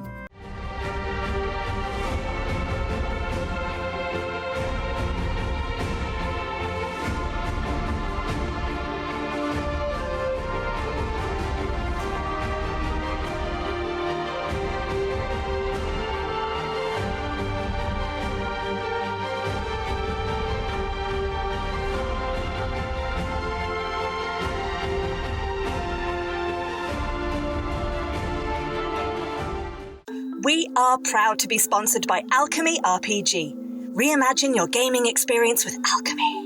They're focused on creating immersive, cinematic experiences everywhere you interact with tabletop role-playing games. You could be playing a game, creating a world, streaming, watching live games, discovering new content. Look at all the cool stuff that they are doing there. You can use environmental motion art, scene-based music, seamless character management to run your games over the internet, with upcoming features including homebrew content, streaming overlays, and spectator mode. So go and check out alchemyrpg.com.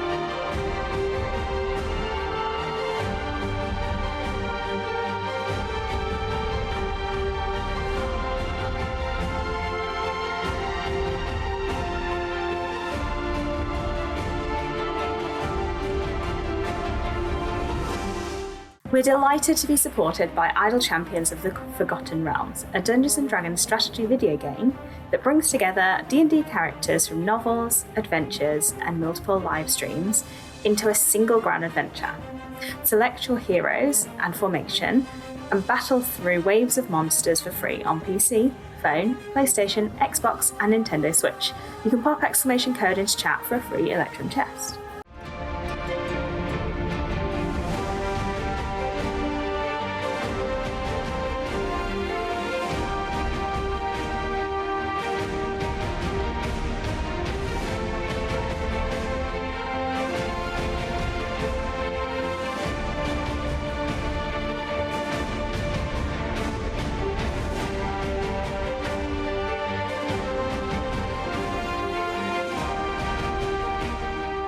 We're delighted to be supported by Neverwinter. In Neverwinter, explore and defend one of the most beautiful cities from Dungeons & Dragons' Forgotten Realms campaign setting as it rises from the ashes of destruction. Epic stories, action combat, and classic role-playing await those heroes courageous enough to enter the fantastic world of Neverwinter. Neverwinter is completely free to play, so set yourself up an account today and pop !NW gift into chat for a link to a free gift.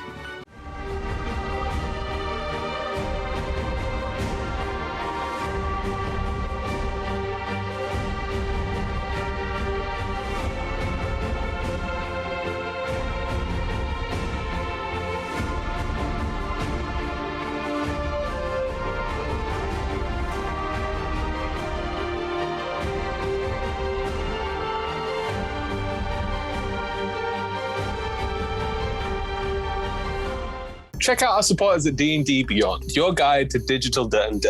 Make character sheets online, share them in a campaign, and track all of those tasty little stats in one easy place. You can use the Beyond app to track your characters on the go. You can also use their encounter tracker and archive monsters to run any smooth combat thing. You know what I'm saying? You're a DM. You've done this before. You know D&D Beyond is the place to go. You can also check out our character sheets with an ! characters in Twitch chat below.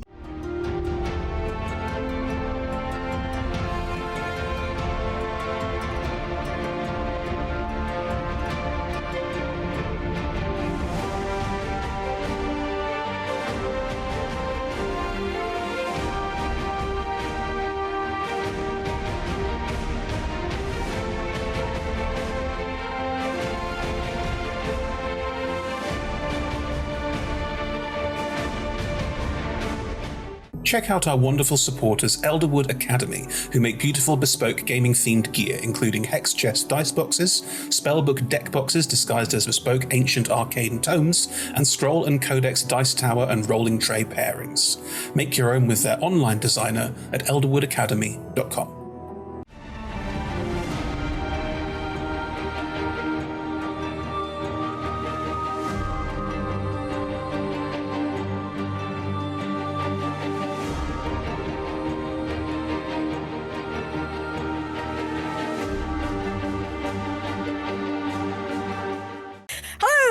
Welcome back to the Sleepers of Silveridge into the Hoard.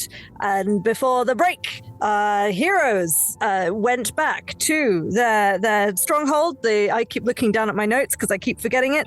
The Mist Heart Keep and not the Mist Tart Keep. Definitely not that one. And they recuperated and they started to share a little bit of info of some of the stuff that they gleaned. Gar confessed that he'd been hearing the voice of the dragon in his head, and they also had to think about the type of dragon it might have been beforehand. It was a deep dragon. It was so deep. And Neri made a hero's feast for everyone, so now no one can get scared or poisoned, which is good because that was a big problem for Soraz last time they faced the dragon. And also, if it's a deep dragon, it probably does poison damage, so you're all immune to that now as well. Good work. Just not unexpected consequence. Yeah. Just not immune to illithid goo. No. Well, I mean, it's immune to the poison condition, right? As opposed to damage. Let me just double check it. Let me check the journal. I thought it said you were all immune to being immune to being poison, immune to poison and being frightened.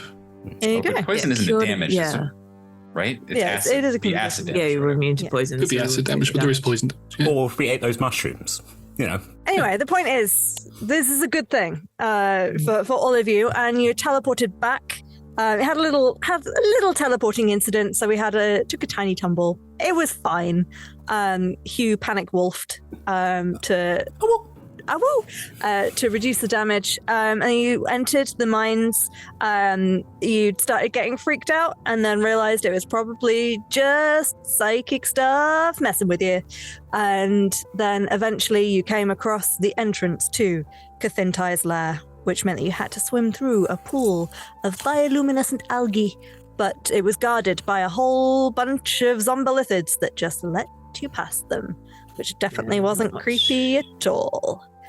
Definitely won't be a problem later. It's fine.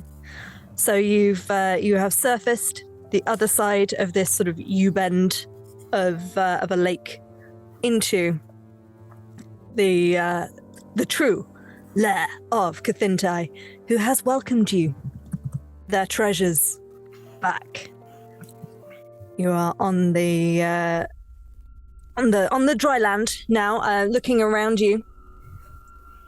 Yes, sorry, I'm getting very distracted by the Zoom chat. Yes, Loli, you've just entered through Cathintai's toilet.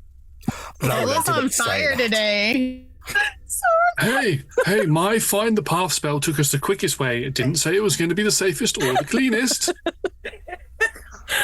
I need to stop the chat from popping up so I don't get distracted by it. Yeah, we're doing this for you. We chat on the side for you, so we don't derail any further than we have already derailed you. So generous for a person that gets distracted very easily. You are now in the cave. It's very pretty. There's bioluminescent stuff. There is moss. There's like big mushrooms. It's very cool and pretty. You've heard Kathintai welcome you, and there is all around this cave, there are tunnels leading off that you get the sense of, it's a bit odd. They look like they're really obvious, and wouldn't a dragon want to keep those a bit more hidden? Some of them have like vines hanging over them, but it's fairly obvious there's tunnels all the way through. And Kathintai emerges from one of them. Again, you see the form of this greyish purple gigantic dragon heave itself out of the tunnel. The wings sort of stretch and flap as if almost as if the tunnels were made for a dragon that was a tiny bit smaller than they are now, and they're having to sort of hobble about and make do now that they have changed and don't necessarily have access to all of the abilities that they did as their former deep dragon selves. You also notice there is, well, sort of a lack of notice, I guess. You notice there is a lack of any sort of gold or valuable monetary style treasures. There is, in a pile in the corner, some books and scrolls with a couple of gems, but mostly books and scrolls. Next to which are a couple of mind flayers. 3, to be exact. 2 regular sized mind flayers, and 1, you fought mind flayers before, says Hugh with the journal flipping through. 1 you recognize as an Ulithirid, the slightly larger one with the longer tentacles. They are just stood there pleasantly, sort of hands sort of clasped, just observing you as Kathintai crawls out. Have you met our lord and brain? Very much. I mean, they don't need to say it. We have some pamphlets. Good morning. It's a lovely home you have a here. Drink? I love the moss. Thank you. I cultivated it myself. It's very Your home is way more beautiful than you are. Okay. Keep yourself together, Gar. I'm looking up at this point, and my eyes just go really wide, and I'm really afraid to look at the dragon. You're trying to like. You're fine. Don't look at the dragon. Such a shame, Sir Ezekiel. Yes. Hello. Don't give anyone your real name. She's just sort of peering at you. I'm not going to look at you. Were you not once famed for killing a dragon all by yourself? That is the story. Now you can't even look me in the eye. I'll look up at you. It was more the Daphne comment that stopped me from looking at you. But yes, you have a nice home here. Would you mind leaving it and not coming back? She just chuckles to herself. Wouldn't you rather stay? I could make it so you're never scared of anything again. I got that covered. We ate a bunch of tarts this morning. Yes, would you like one? I have one in my bag. Oh, where've they gone? He disappeared into the darkness. Oh no, Gar ate them again. Gar. I have no need of your pastries. They're very good. I'm sure they are. They're not what I desire. Why have you come here, if not to join my horde? Well, this is a little awkward. Oh, you think you can actually defeat me? I suppose I have a question for you. Do you have a soul? Yes. Do you? Maybe, but I'm about to have one more. Technically, you're going to have 4 more because, hey. I was going to say, I'm not sure what those 3 are up to.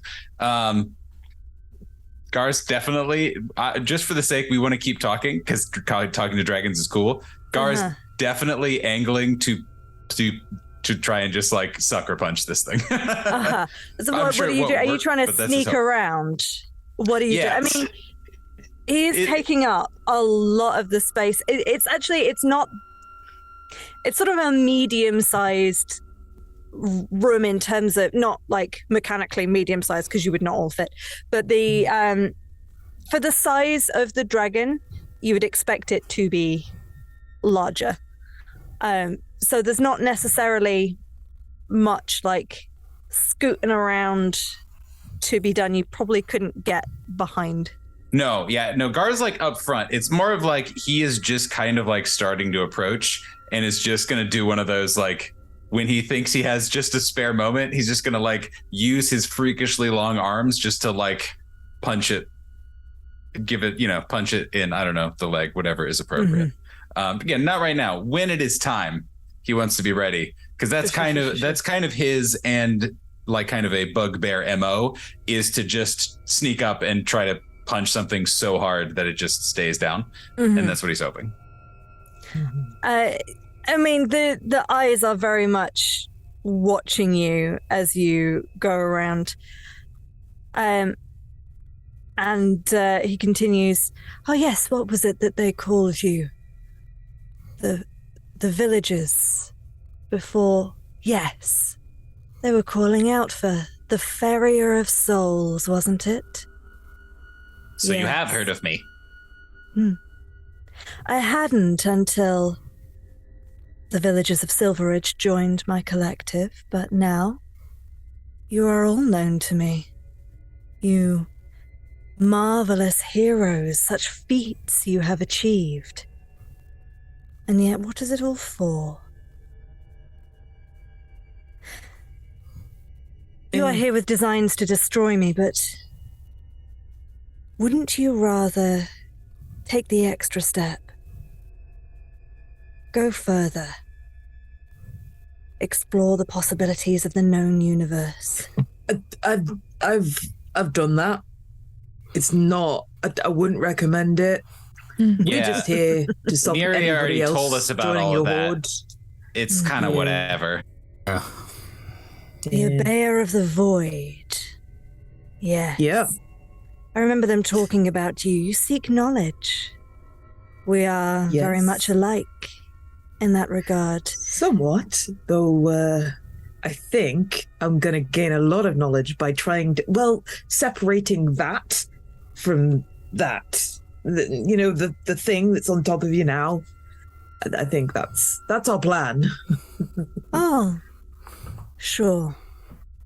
I mean, I have a modest collection of knowledge and scrolls and books about the Underdark just over there, but really, wouldn't you rather know everything?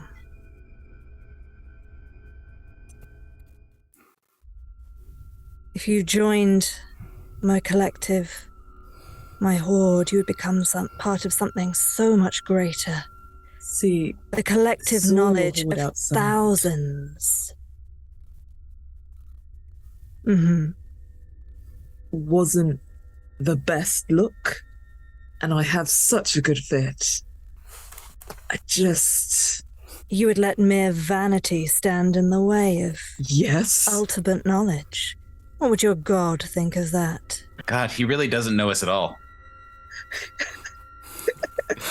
Oh yes, do the rest of us, old chap. Might as well. Go on, offer to bring her back her forest to, I don't know, kill Fab. I don't even know what you're going to offer any of us, really. Well, I the tried to get nymph gesture over towards- there. You are missing a sense of connection, are you not? You miss your tree.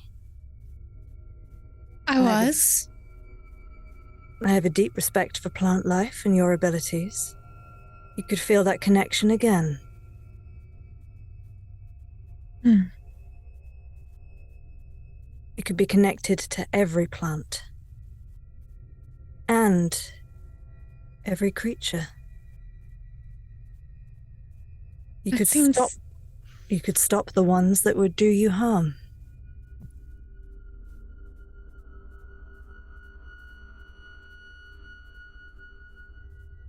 It seems overwhelming.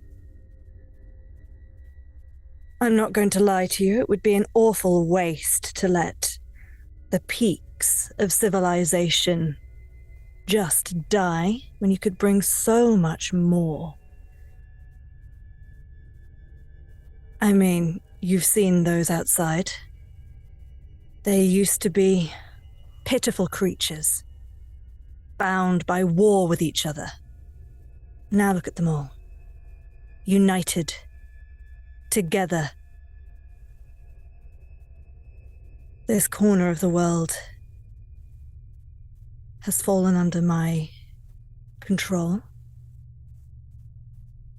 I'm sure you're all intelligent enough to know that I intend to go further. And why fight you when you could be my heralds? You, the wolf. Up. Wouldn't you like to know how it would feel to be in control of it? All the time? I mean, that would be a delight, but I'm not one to flick to the end of a book, you know, but appreciate it. And you, trying to sneak up on me. I don't know who you mean. You have spent your life feigning a sense of purpose. For what? For monetary value? What are you actually after? He's looking at Gar. Gar just like looks back at it and very coolly just like I feel like Gar's been rolling his eyes very visibly during, I mean, again, if it's a psychic creature, it should know how many villain monologues we've heard over the years. We get it. We're not so different, you and I, yada yada. And Gar looks at this creature and says, money is nice. Fame is nice. Achievement is nice. And sometimes even doing the right thing is nice. But you know why I do it? It's because I have a hunger. A hunger for life. And not just for living, for the lives of others. And taking it from them. So what makes you any different from me then? Well, frankly, I look a lot better doing it. And then Gar punches him. Very good. Would you like to all roll initiative? Oh no. Oh, here we go again. Ooh. Gar's plan worked.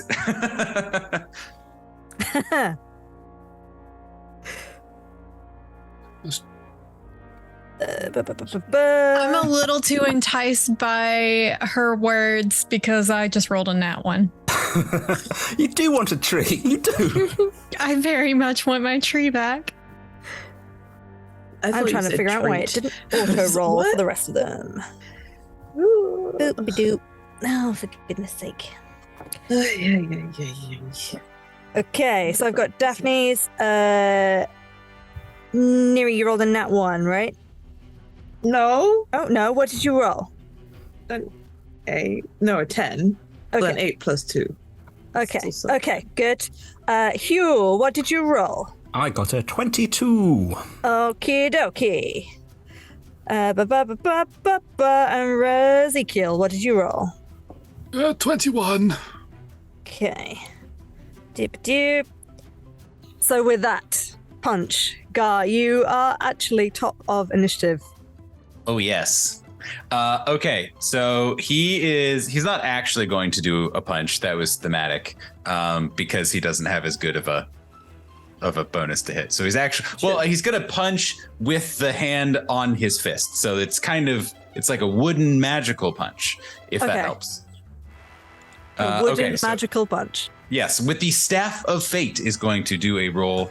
A 16 to hit is probably... Ooh. No. Feels bad. It does Feels not. bad. It does not. Makes sense, because that is about as low as I can possibly roll. But I get 2 attacks. Let me make sure. Ignore that roll. I was just trying to read a thing. Reading It's not letting me read a thing. It's just being like, no, you rolled the damage. Okay, doesn't matter. It's fine. I'm going to do a second attack with the Staff of Fate, a 27 to hit this time. That will hit, yes. Excellent. You take 13 points of bludgeoning damage. And because I have hit you before you've done anything, you take an additional couple of points of damage. 11 points of damage, in fact. Nice. As I have surprise attacked you, sort of. Also, oh, damn it. I assume this is probably more than one size larger than I am. Yeah, this is gargantuan. Just checking. I think it was always important to ask. And then I feel like probably I should spend a key point and then just do more punches. Seems good. So I am going to do so. I'm going to do a flurry of blows where I get a couple more attacks. I've spent a key point to do so. I'm just remembering how to run a monk in D&D Beyond. 18 to hit. I'm afraid does not, no. Yeah, it's not a great roll. I'm going to do one more. 26 to hit, though. That will. It's all over the place. 14 points of bludgeoning damage. Great. And then, am I... Do I? I'm going to spend one more key point, because why not? Mm-hmm. And I am going to ask it to please make me a Constitution saving throw. I'm sure it'll probably make it, but it's good to just throw one out there just in case. Well, I have all my key points. That is a 32. Just barely. Mm-hmm. Just makes it. Just makes it. Yeah. Pretty con heavy dragons. Yeah. That's what, especially weird eldritchy dragons. Yeah. But so this was all done at like a 10-foot range. So he's still not like 5 feet away. In case that is useful, I figured has reach. But Gar's like, ha, let's go. And that's the end of his turn. Great. So yeah, you're reaching out with your staff. The odd hit does not land anywhere. The dragon is not particularly dexy, but again, I think there's that echoes of that psychic link you had before.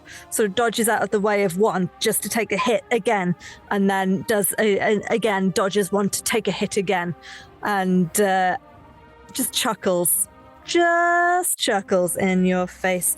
As a legendary action, because I've remembered that legendary monsters can do legendary actions this time. Oh, balls. She is going to attack you with a tentacle. Now, just as this happens, we share this psychic connection. But little does this creature know that Gar, being a master of his own mind and his own soul, as he is the minds and souls of others, he can sense this creature reaching out and going to smack him with a tentacle. And he activates, not really, this is mostly me theatrically reminding you, that he has a cloak of displacement. So suddenly where there was one Gar, there's now 2 Gars, and you must roll with disadvantage. Excellent. Good reminder. Okay, so that is a 27 to hit still, I'm afraid. Blast. Yeah. No, don't roll a bite attack. It was a tentacle. suddenly the tentacle has a little mouth on the end of it. Nom, nom, nom, nom. Yeah, fair enough. Seems right. Eldritchy enough. Come on. That's Okay. horrifying. I know. So you are going as the tentacle scoops round you. You are grappled, and you take 15 psychic damage. Nope, say you're grappled. And I am no longer. You can now take a regular attacks against me with no disadvantage to the start of my next. Okay, that is good to know. Yeah, so she grapples and she says, "Here we are again." Next up, we have Hugh. Hello. Well, just time to do the old reliant. I'm going to fire a crossbow bolt straight at this charming young thing. Let us start, as my thing goes clickety and clackety, with a 25 to hit. That will, yes. Marvellous. And the dice is moving in slow motion for me, just as it slowly flies across the board. We start with 11 piercing. Sure.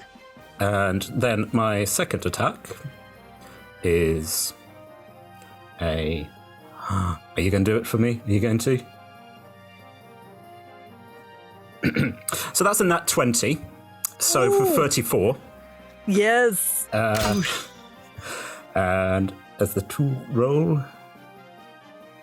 Yes, come on. No, that's not a 1. That's not a 1. Bad dice. We start with 12 points of damage. One more. Yeah. Every little helps. I don't know. I'm like, well, that's a bit vexing. And I turn into a werewolf. I'm actually really adorable with like big eyes. I'm like, no, I'm scary. I'm very edgy. Do you feel like you need to go,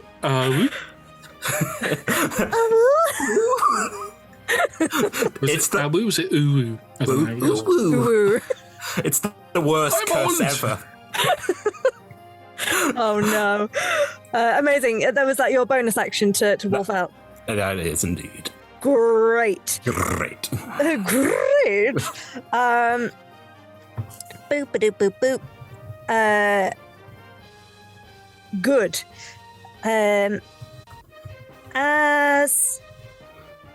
As you wolf out, Kathintai is going to take another legendary action to shake. And around the cave, the moss around the cave is going to start releasing spores. We didn't establish where you were all stood, other than Gar was scooting around a little bit around the side. But when you got out of the pool, did you all just kind of clump together, or did you go and specifically We're stand level up? 18. We wouldn't clump. We are elite adventurers. We would have. Yeah, we're adventurers.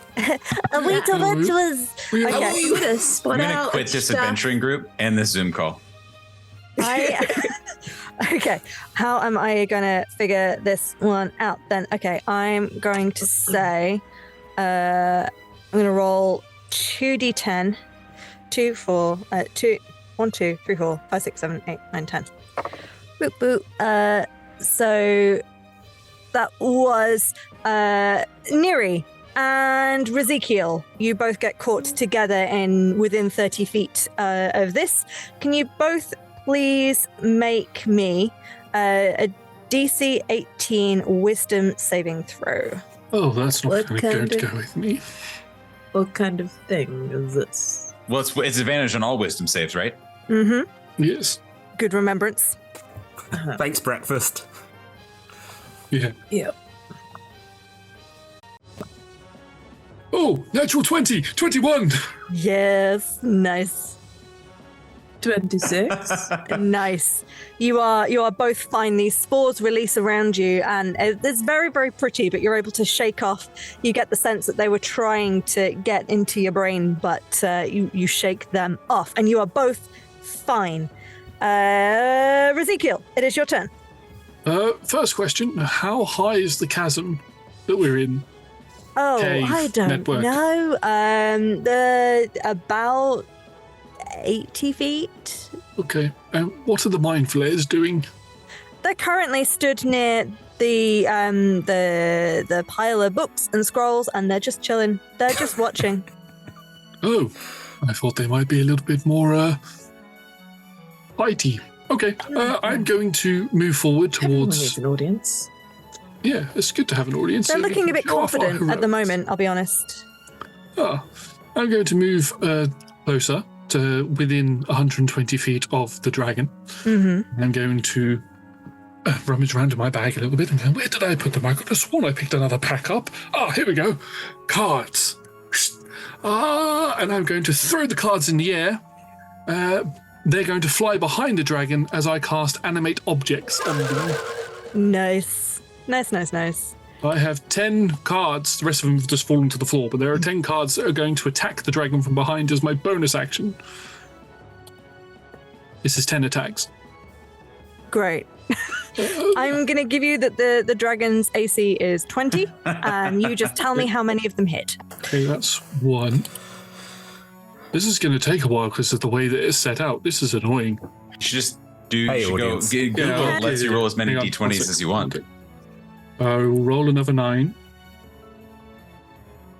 Add 8 to each of them. Oh my god. There's there's 2 natural 20s in there. Amazing. Death by paper cuts. Okay, so don't disappear, dice. They all disappeared. Check the chat. How do I pull up the Let's see if I list? can bring up the game log. Yeah, you can. No, it's just showing me 12 plus 20 plus equals 124. Josh, you really shouldn't have cast Banish dice. Oh, yes. No, I clicked on them and it showed me. Yeah. So your bonus was what, plus 8, was it? Yes. It was 1, 2, 3, 4, 5, 6 of them hit with 2 nat 20s in there as well. Okay, so 6 hits in total, yes? Yeah. Okay, so that's 4 times 6 plus 8d4 because of the 2 crits.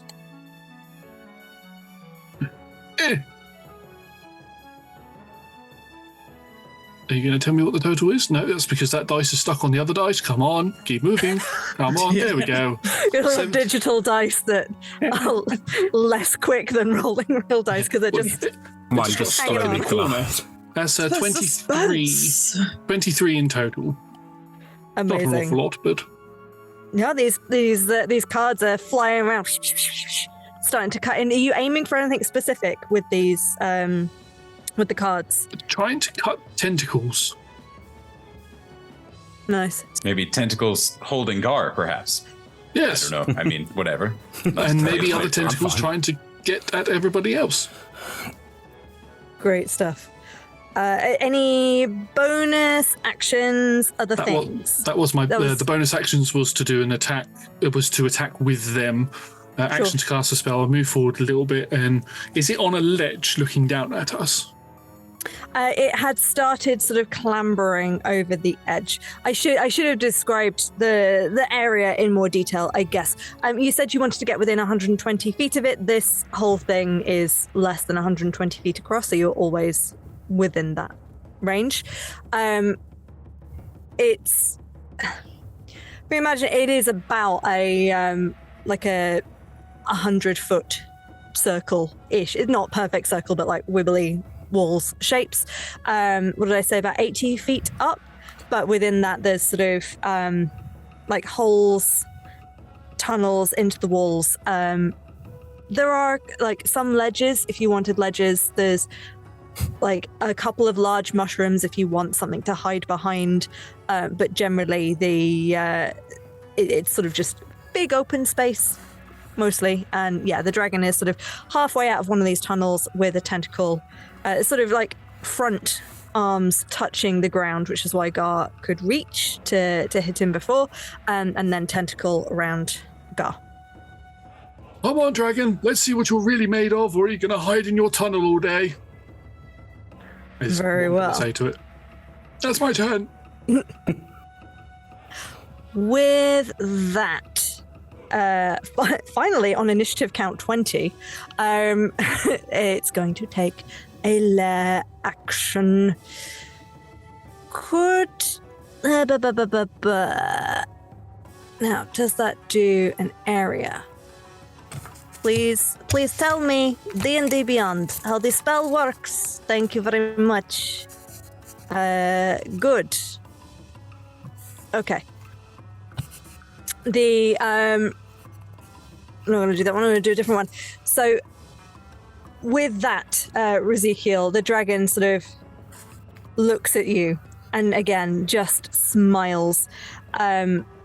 All of the moss covering the floor suddenly becomes slightly sludgy, and the pool of water just sort of shimmers a little bit, as if everything just becomes a little bit more damp, and everything in this cave becomes difficult terrain for the rest of this round.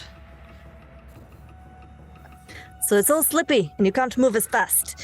The Mind Flayers continue to sort of watch, waiting patiently, and Kathintai is going to start crawling out of the cave and is going to do that dreadful roar that sits in your minds from the last time you fought. That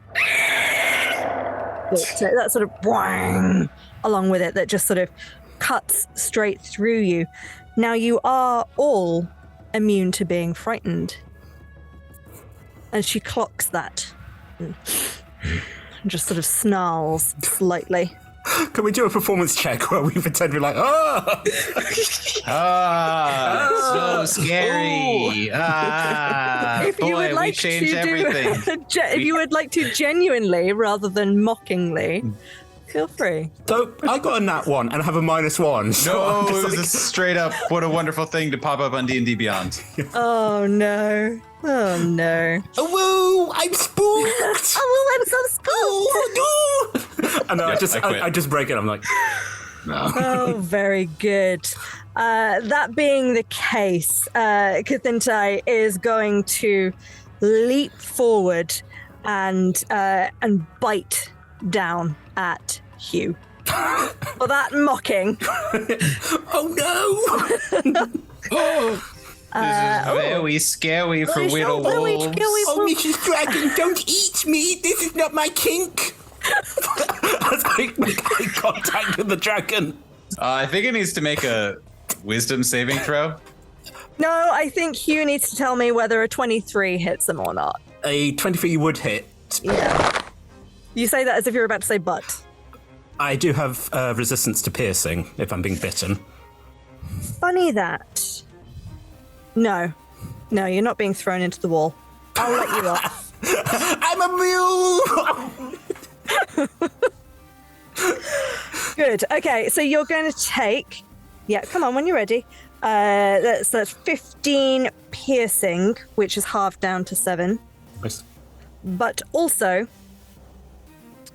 as the bite clamps down on you, that roar echoes in your head and you take 13 psychic damage as Which well. I also have resistance to because I changed my armor. There you go. Very So, good. 7 again?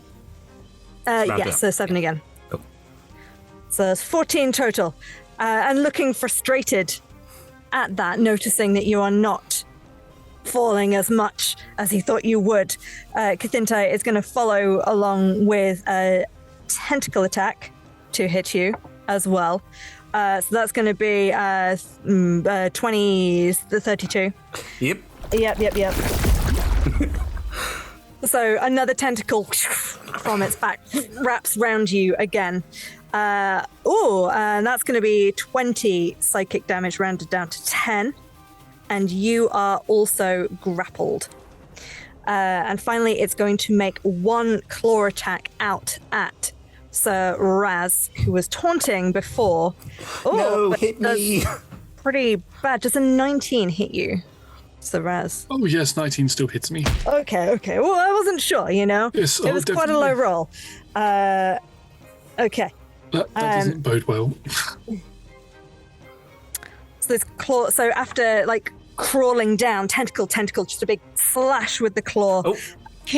Sorry, my mic was muted. Can I, as she's striking out at Sir Raz, can I just send sparkles in her eyes to try and like to dazzle?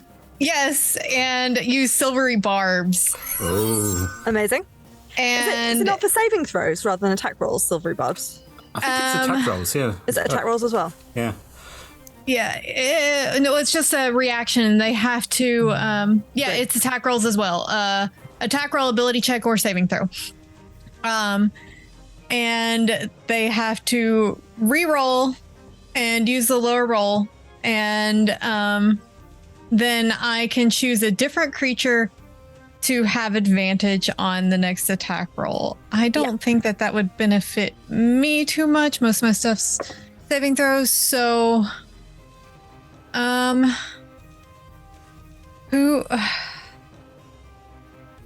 gonna give it to Hugh. We'll say Hugh can have advantage. Very good. I will let you know.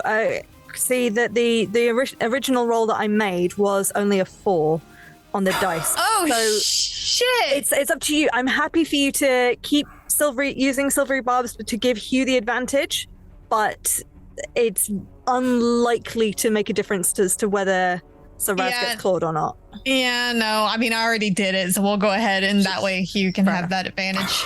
Yeah. Just need you to be close with that one. The wolf comes up from the tentacle, just completely wrapped in tentacles, like, hey! Yeah, I rolled higher, so you still get hit by the claw, I'm afraid, and take... I'm so sorry, Raz. So, That's okay. 16 slashing damage, please. Oh, ow. Very good. Neither of you grappled are incapacitated yet. So, it is the end of Cthintai's turn. Neri. You. I would like to... This is a spiritual weapon, I think. Mm-hmm. We're close enough, right? That I can cast it. I think it's what's the within range on 60 it? feet. Yeah, you could be within 60 feet. I'll Can just, be as close as a as you bonus like. action, I'll use spiritual weapon at well, I'm gonna hope that I can hit with it, but I'm gonna go. Is that a bad idea? It's definitely a bad idea.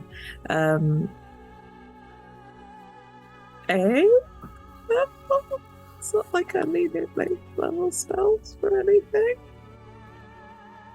right? Maybe.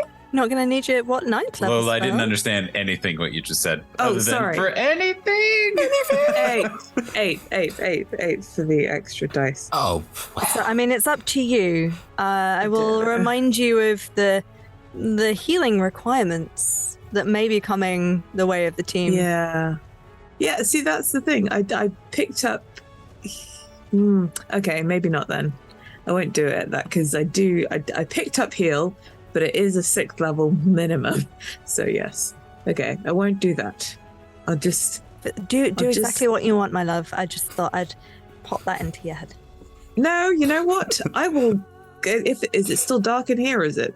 Because can you see? I mean, the dawn. you can see well enough, like because there's the bioluminescent. No, I'm calling the dawn. Okay. The light of dawn shines down on the Face God. like right on Cthintai. Amazing. What does that do, please? It's safe. I mean, I know that Cthintai has a huge con save, but I need a con save as the light of dawn shines down on the location within range, and a 30-foot radius, 40-foot high cylinder of. Ooh, how big is Cthintai? Would the illithids be included in a 30-foot radius? If everything's 100 foot across, I think they're just a bit too far away that you couldn't catch them all. Cthintai is is chunky at gargantuan size, so the would fill the cylinder. Okay. In and of themselves. Cool. Yeah, so Constitution saving throw. That was a 24. Yep. But you still take half. Great. Which is the point. Okay. Let me roll the damage.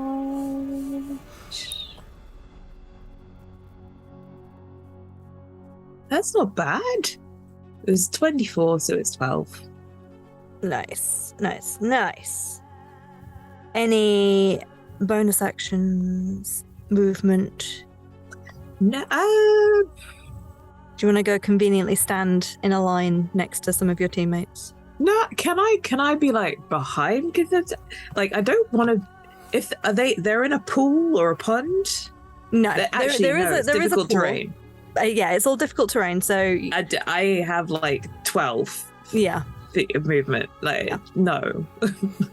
I'm just gonna move slightly further away from the others. Sure. Like 2 squares away or 10 feet. Fair enough. Cool. Anything else? All good? No. Daphne. Okay, so Hugh and Gar are both currently grappled. Mm-hmm. So they are within 20 feet of the dragon. Let me double check the length of Technically, in the dragon with the tentacles. The tentacles have a 15-foot reach, so they are both within 20 foot of the dragon. Do it. How big is the dragon? Gargantuan. So if I wanted to cast something at its tail, could I avoid hitting them if it's a 20-foot sphere? Yes. Okay. Fireball. There it is. So I'm gonna cast that. What level am I looking at? I'm looking at 5th level, so we'll cast it at 5th level. Are you avoiding the cards? Because they were back there. I was just about to say whereabouts, because the cards would be floating around where the head is. Gargantuan, though, I figure you can really. If you aim it at the there's tail. There's a side, there's a tail, there's a. Yeah. Yeah. Don't change your mind, Chrissy. Stay with it. Just go with it, it's fine. It's done. Fortify. So I need a dex save. Oh. Famously Dexy.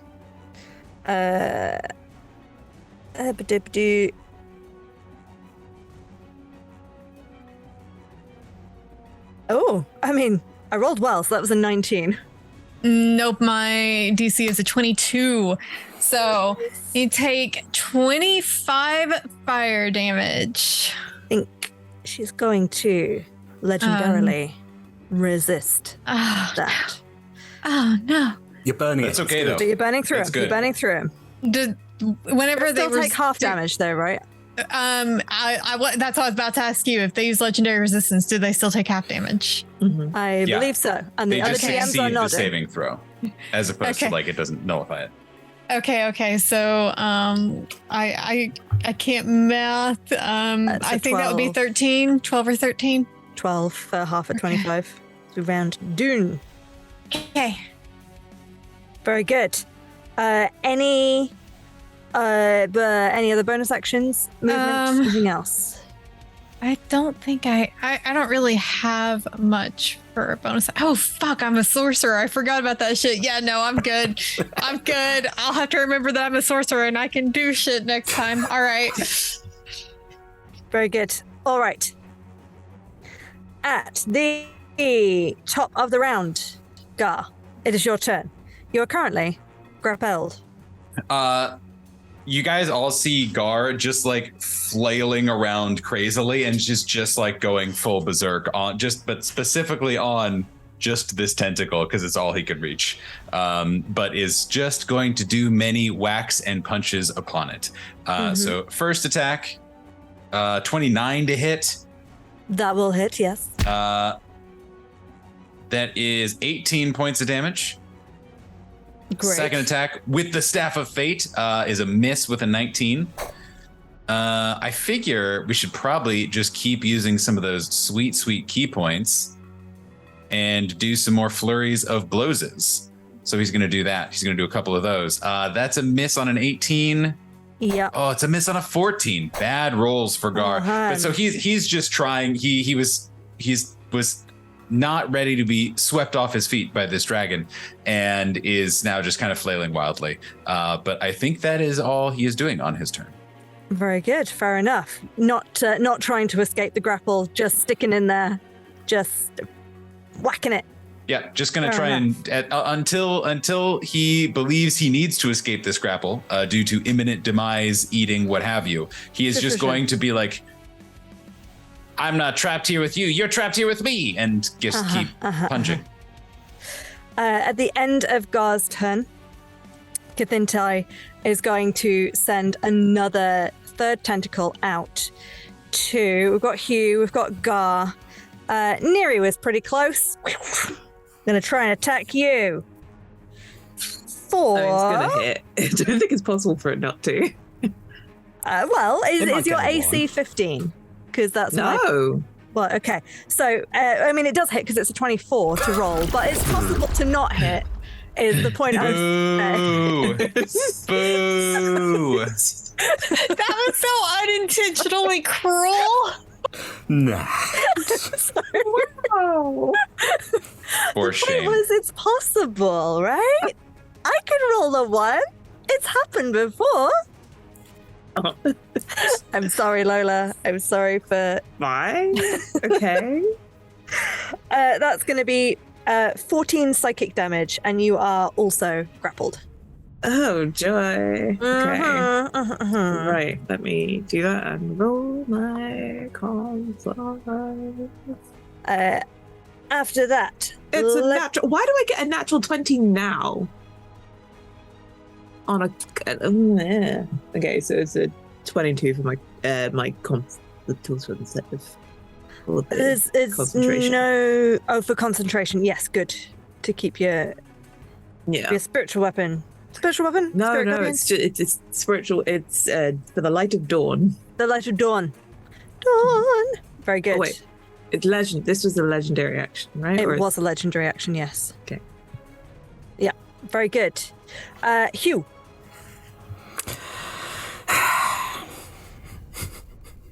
Well, this adorable wolf. Just look. A woo. Never forget a woo. Just looks at the dragon and just goes. Yeah. And blood just pours out of its mouth over its claws. Mm-hmm. Which ignite with necrotic damage. Nice. I've taken 1 point of necrotic damage for that. And let's start a swinging. First claw attack is a... Come on. 16 plus 12. So that's a 28 to hit. And so hit. We start with... I'll roll the fire damage while D&D Beyond's catching up with me. So 4 points of fire damage and 12 points of slashing damage on what? I assume the I'm just attacking the tentacle. Attacking the tentacle. Very good. And my second slashy is a... That is a 15 to hit, so that doesn't hit. No, that will miss. Just one claw and then whiff. The tentacle just sort of jerks you sideways slightly and you sort of miss. Woo. Woo. Anything else? That was attacks and bonus action. Very good. As a legendary action, the tentacle that is wrapped around Neri is going to pulsate with psychic damage. And I'm afraid there's no saving throw for this.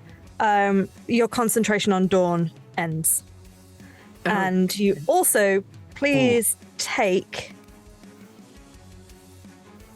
As it kind of pulsates down, wrapped around you. Come on. 17 psychic damage. Ow. So it just immediately destroys concentration?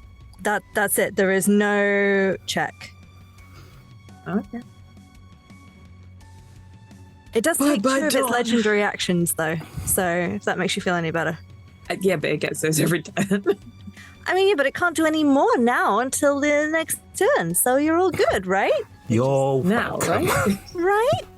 Say thank you to Nat. I'm so generous, right? 15 doesn't hit, right? I mean, in the future, it's good to know. Ezekiel, it's your turn. Prejudice against halflings. I'm going to run behind one of the nearby rocks. I'm going to cast mirror image on myself. Nice. Mirror image is the one that I want to cast. Yes, to use illusionary duplicates of myself. I cast that. And then, how many of my cards got destroyed by the fireball? None of them, or? Did we count them as in the blast? I thought we said that they were around their head and they were out of range. Yeah, that's You're fine. okay. That's okay. I will then use my bonus action to attack with the cards on the dragon's head. They'll fly down because it's been moving and they'll start attacking its head. Yeah. I'll roll these individually this time, just so it's easier. There is a way to bring it up if you wanted to roll. Oh, okay. 10 The first one's a miss, so Yeah. 'cause it was a 19, but I'll roll another 9 dice. I can't seem to bring it up. On the game log, I just tap the D20 and it shows me. Okay, so 1, 2, 3, 4, 5, 6 of those hit. No nat 20s. No, that's 20s. So, what? That's D4s. Cards flying around the dragon's head.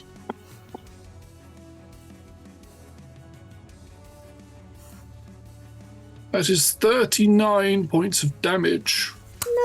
Nice. It turns out that I actually did the calculations for the damage last time wrong. Oh, okay. Oh well, doesn't matter. What was the difference? I didn't. Hang on. I did. How much did I say I did before?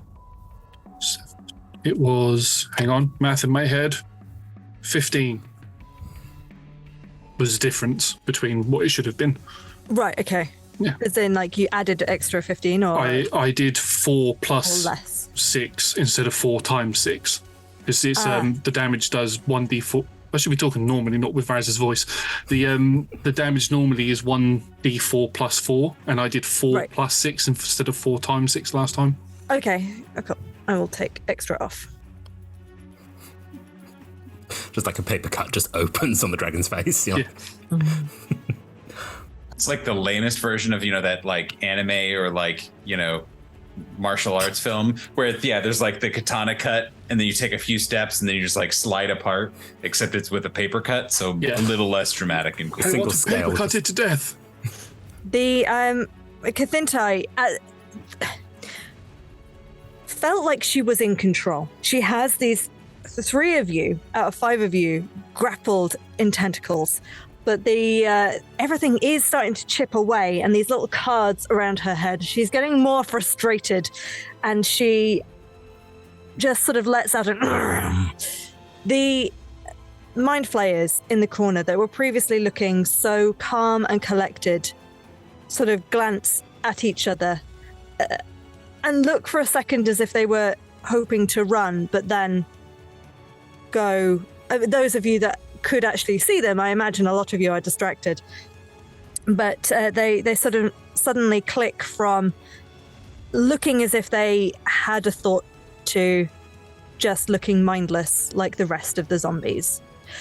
And the 2 smaller ones are going to approach. Let's see. So one of them is going to start heading in the direction of Ezekiel and lining up with Daphne as well. And the other one is going to start heading towards Kathintai, sort of looking towards Hugh and Gar and Neri. Could you all please make me an intelligence saving throw? DC 15. It's spell or magical effect? It is not, because it is Or their charm. psionics. Natural 20 for a 19. Oh dear. I got a 13. Natural 20 as well. I have a pretty good That's save amazing. too. I only got a 13. 12. Daphne? goodness. You're muted. So you're muted, love. 30-20. Nice. Amazing. So Daphne, Ezekiel, and Neri, you take half damage, but Gar and Hugh, you take a full 23 points of psychic damage. So that is 11 for the rest of you. I also take half because of my lovely armor. Yes. Good. That is their turn. I should do a double check to see if they... Okay. Good. Neri, it is your... no. It is... We've just had Ezekiel's turn. So it is the lair action. I did that out of order. Oh, well. Good. Anarchy! It's fine because there's the lair, Cathintai, and the Mind Flayers are all in a smush together anyway in terms of the order, so it kind of doesn't matter. Good. That's the legendary actions, not the lair actions. You fool, Natalie. Whereas that's the one I'm after. Good. So the sludgy moss sort of gains traction again. It gets less sludgy, so the area is no longer difficult terrain. What the dragon does do, though, is turn to our dear monk friend. Now, how big an area is this? I am blurry once more. There are now 2 Gars. Good. Unfortunately, we're after up to 6 creatures in a 40-foot cube. Yeah, that's kind of what I figured. Yeah. So I think it's going... Now, Neri, you did start to scoot around a little bit, so I think this is going to catch Hugh and Gar. You suddenly feel a wave of heaviness come over you as more spores from the fungus in the cave around you start to take effect. Could you please make me a... it doesn't say what saving throw. A wisdom save, which you do at advantage. Okay. And is this a charm or any such condition? It is a slow. Ooh. 27. Hugh?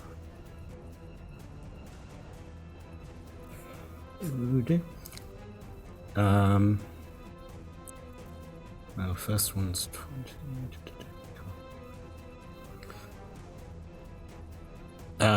20. Great. You are both fine. You feel like the spores are trying to drag you down, but even in the tentacle grasp, you shake them off, and you are fine. Cathintai, getting more and more frustrated, glares down at those in the tentacles and sort of shifts his body, lining up. Let's see. I'm going to be fair and say I can't get... I mean, there's not a lot of you I can get in a line, especially a line that is only 15 feet wide. In fact, actually, what she's going to do is pull at the tentacles. So, Hugh, Gar, and Neri, can you please make me a strength saving throw? Oh dear. This is looking worse. 18. Meets it, beats it. Okay. I failed. 15. 5 with a nat 1. Oh, Hugh. Whee! Oh, no. I think you can definitely try again with that one. Can I? Did you take bountiful luck? Yes, Amazing. I did. And I can actually use it properly for once. Amazing. Halflings, y'all. Oh, halflings. I mean, it's better. Oh, dear. It's a 13. Yeah, I'm afraid even with that, I mean, you don't go flying, Hugh, so that's something. But Hugh and Neri, the tentacles drag you both in towards the dragon. So you end up both in line, and I'm also going to say Daphne as well. The dragon has pulled the two of them in line with you. Could the three of you please make me a Constitution saving throw, as the moment you remember so horribly from the previous time happens again. That whang noise, and the dragon just opens his mouth and... Sorry, who's making the save again? Daphne, Hugh, and Neri. No. 18. No. 16. 18. I'm afraid it is not enough. You all... I know. 2, 3... Neri covered in brine in front of Githin's mouth is like, has anyone ever told you you've got really bad breath? You all take 49 psychic damage. Okay. As a Hugh, that is halved for you. No, rounded down, right? 49. So yeah, 24. And that is Hugh, Daphne, and Neri. And you all feel that nausea take you over once more. Neri. So unhealthy. I know. It's so icky. I can see. Neri, you please take for me at the start of your turn another 21 damage. Okay. Of the psychic variety, as the tadpoles in your belly just lurch. So I'm gonna have to do this like straight away because I'm a little bit fucked otherwise. I'm just gonna cast heal on myself. Like straight off. Because I have 7 hit points. Oh. Like I'm not healthy. Yeah. So that is a 7th level slot is a pad. But hey, I feel better now. Great. How much have you healed by? Oh, 80. Like 80. As in I had it's a like, flat straight 80 off. heal. Yeah. Yeah, I had to straight off cast heal. Like amazing. A healing word or any, like I had 7 hit points. Yeah. Was not going to do anything. So as before, you feel healing that much in one go. The tadpoles within you have completely disintegrated, and you feel. I mean, you don't feel completely fine, but you feel like you are no longer infested. So that's a little nice. bit grumpy. Bit grumpy because I was going to be like, inflict wounds. Oh, I'm sorry. It's Do you have a fine. bonus action or anything else you'd like to do? I don't know, but I can't. I don't think I can't try and shove the tentacle off myself. You can make a strength saving throw. Well, it's another action, isn't it? No. Yeah, no, like, that's why I'm like a bonus action. Can I try and telekinetically shove this thing off me? Do you have telekinetic shove? Yes. You do? This is how Daphne ended up getting like yanked by. Yes. Well, it was because we tried that, and then it was the Garb beaten the tentacle, right? Or something. Yeah. I can't remember. You know what? Do it as a strength. What do you cast with wisdom as a cleric? Oh, so I don't roll. It's a saving throw. It's a strength save. Oh, I see. Sure. You know what? I will allow it. Go for it. What is the strength save? 17. It's not like. Okay. I mean, Gryffindor's very strong. I've only got a +8. Oh, that was so close to a 2. Afraid that is a 26. Okay. Nope. Just Oh, No, hang on, you're hang on, holding hang on. on, hang on, hang on, hang on, hang on. 1 second. 1 second. I have no idea what manner of cursed beast your mother screwed under a full moon to make you, but I think she owes us all an apology. And I'm going to cast Silvery Barbs. Excellent stuff. I will roll it to you again. Very nice. And I will give the advantage to Daphne. Amazing. I mean, it's still a 23. Oh, damn it. Also, I think that's geography against lycanthropes, but... Rude! Very good. Kithintai holding on to you with the tentacle chuckles. I can make this stop anytime. Just let me know. Daphne, it's your turn.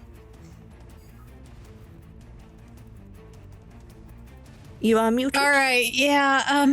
Okay. So that advantage that was just given to me, that can be for saving throws or ability checks. It doesn't have to be on my attack roll, right? Yeah. Okay. I don't have many attacks that need an attack roll. That's not what I'm wanting to do right now. So, are the 3 mind flayers, are they within 30 feet of the dragon, or are they further away? One of them is. The Illitharid, the larger one, has stayed by the books and the scrolls and is doing nothing, is still just sort of passive. There's one smaller one that's sort of headed in your general direction a little bit, and there's another one that's headed towards the rest of the team.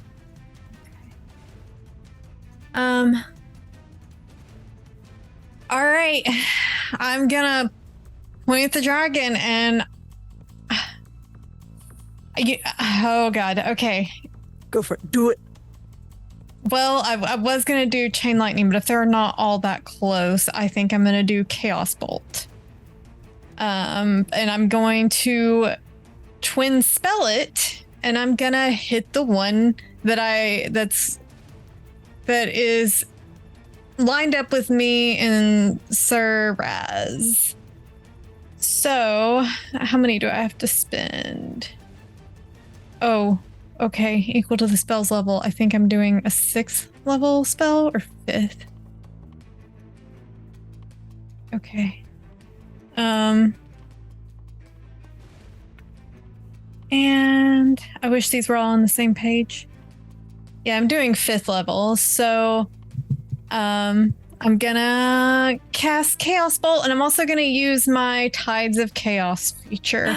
Yes. And I'm gonna get advantage from that. Great. So that is, God, where'd it go? Do I really go? Where'd it go? Is it 5th level? Okay. I am so glad I did that. Jesus Christ. Do not do that again. Are you serious? Oh no. Are you serious? Are you serious? Would you like to explain to the class what happened? I rolled nat 1 twice. Wait, have I had my turn? You have just had your turn. So you roll that again. Yeah, you got your. Okay, Chrissy, stop screaming. We can bring this back. We can save this. It's fine. It's fine. The half Like, that didn't happen that Chrissy, way. I don't like this. Come back. I'm back. Go on. Make the attack one more time. Okay. Much better. That is a 29. Thank you, Lola. Much better. Praise the dawn. Yeah. Great. Yeah. And you're aiming for the mind flyer that was coming towards you. Well, I'm gonna go for the dragon and the mind flayer because I'm Okay, twin spelling great. it. Great. Yeah, you hit both of them. Okay. That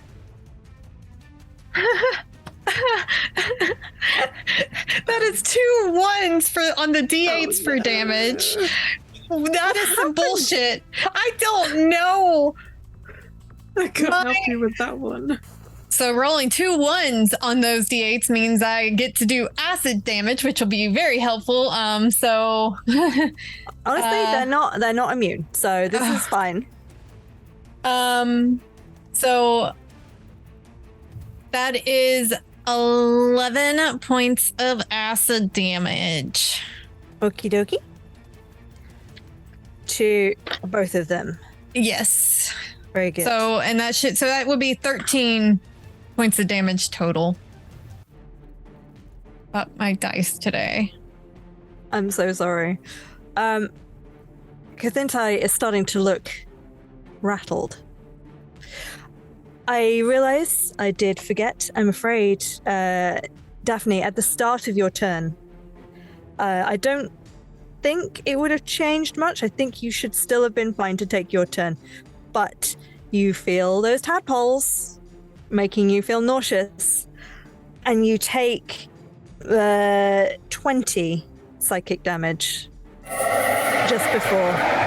Maybe that's why all the nat ones happened, like retroactively, because of this psychic damage that coursed through you. Do you have any other bonus actions or anything, or do you want to just roll me a D100 for that wild magic table? I will do that. Oh, 49 and then 86. Okay. Or 89, sorry. I looked at the dice. 49 and 89. Have you got the wild magic table in front of you? Do you want me to give you the options? Give me the options. Or if you would rather, you are welcome to pick one. I mean, they're both quite funny. Okay. One of them, you could turn invisible for the next minute. Other creatures can't hear you, but it ends if you attack or cast a spell. And probably psychic giant dragon probably just knows where we are anyway, but or you can't speak for the next minute whenever you try pink bubbles float out of your mouth. I'm gonna go with the invisible because I think I need my somatic or my verbal components for my spell casting. Sure, just want. I think this is just as you let your spell go and you feel the wild magic surge happen within you. You just kind of just get that single boop, come out of your mouth and you're like, no, invisible instead.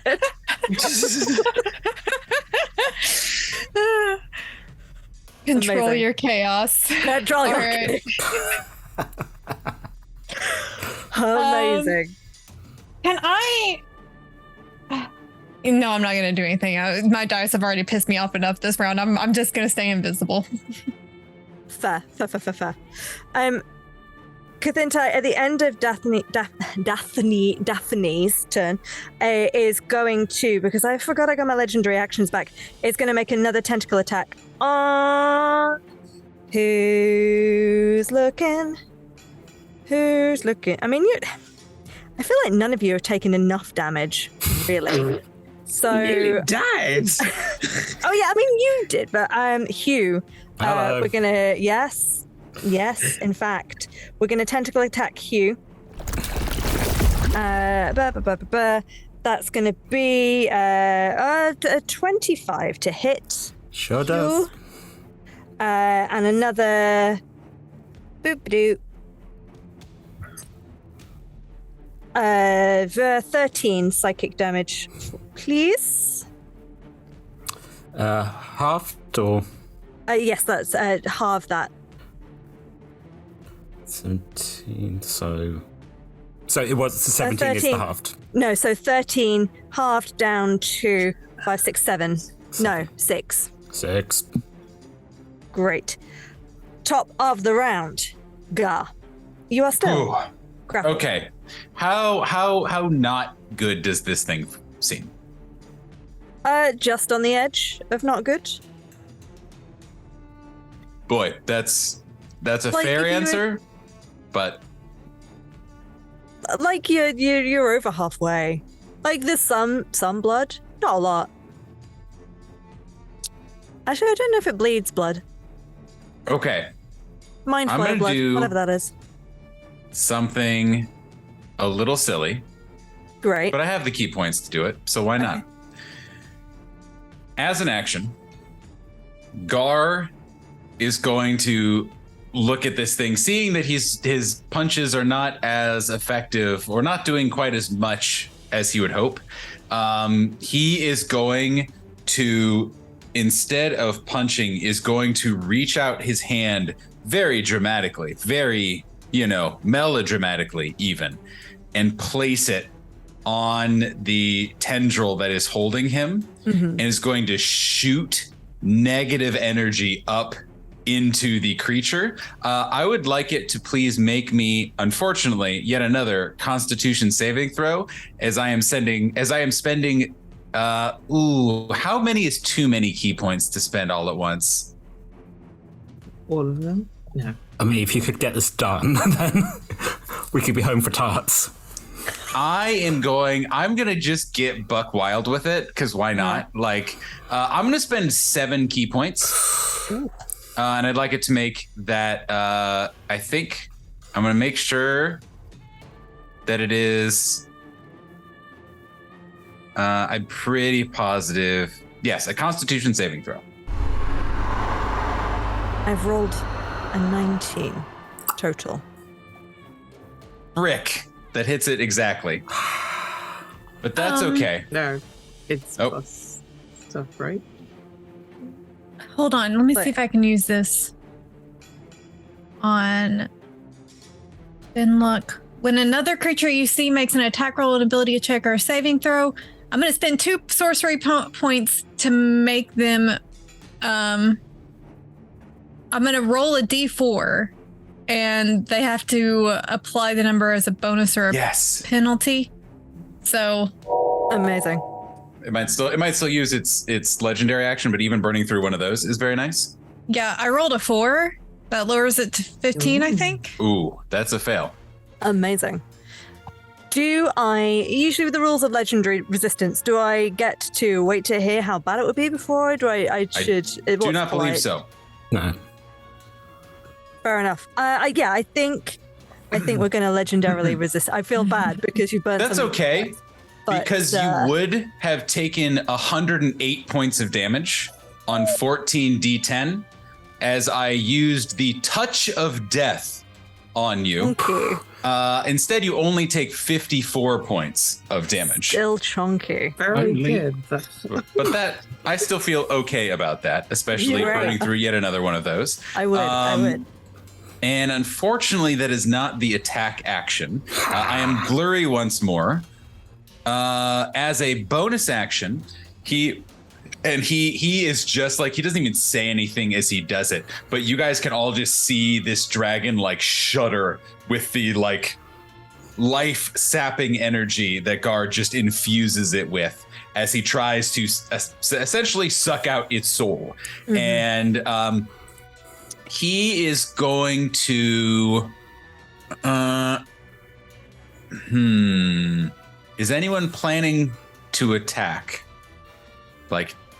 Roll a d20. I mean, I was planning on tickling its feet, but... Well, as opposed to having it make a saving throw or what have you. I mean, I'm going to burn it, so... Up to you. Hugh's style of fighting. I am going to... Oh, no. I know what I'm going to do. I'm going to give it to the Dragon Slayer, of course, obviously. And Sir Ezekiel, yeah, indeed.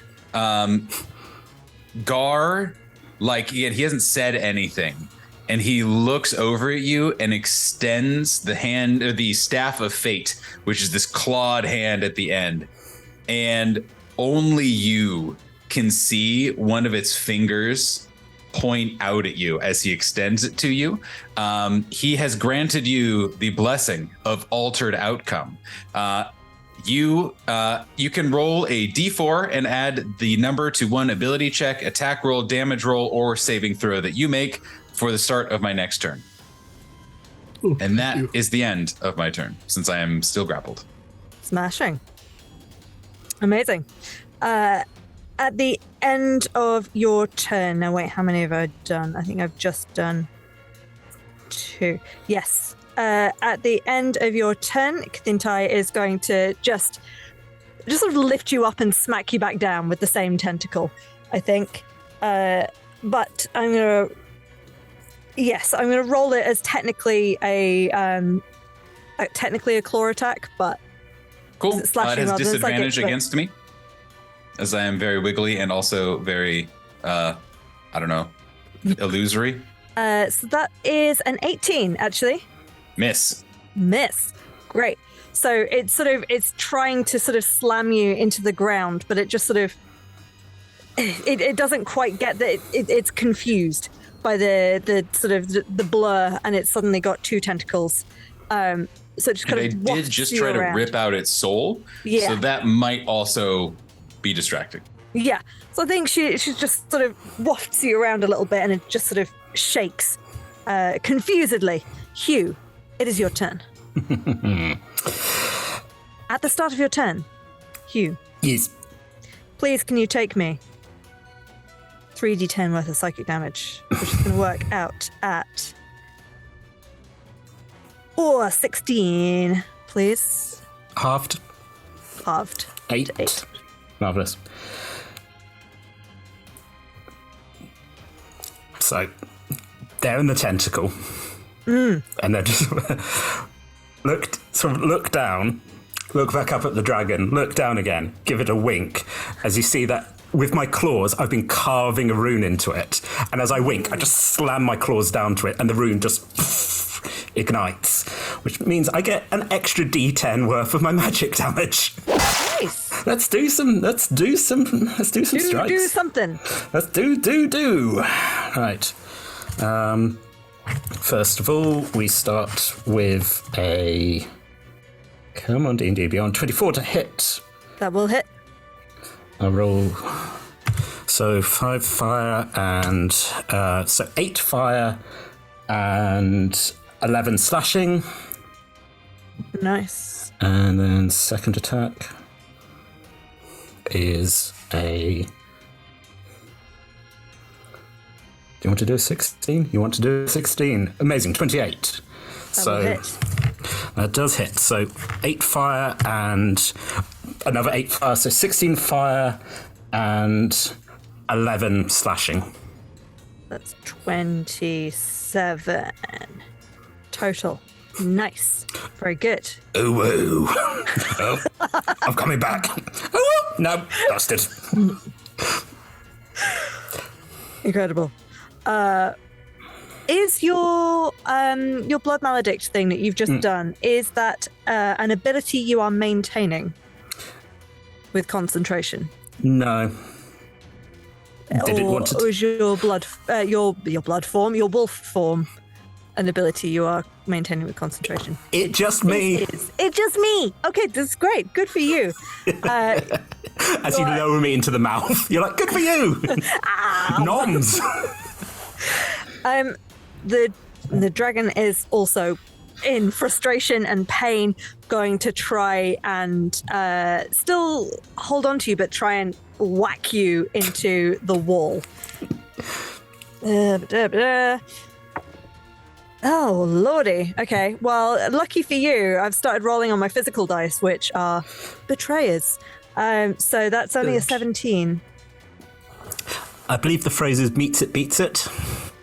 Ah. But again, as a wolf, I got resistance to this, so let's see how it goes.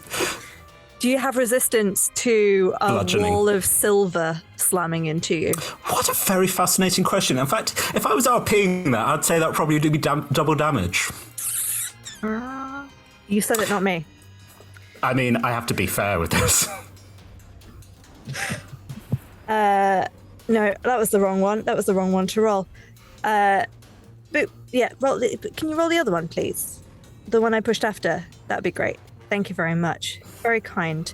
That would be 17 bludgeoning damage with a silvered weapon. Perfect. That's what I rolled. So if you are doubling it, I mean, this is not how it works, but I think it's funny. And also because what's about to happen is about to happen. So that doubles it to what, 34? Yep. So having taken that, And this is actually perfectly for the timing as it comes up, and you just the yellow of the eyes and the uwu's gone now. It's just pure.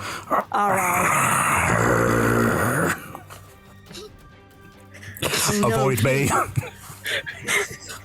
Thought you were going to go. We're all grappled anyway, so it doesn't matter.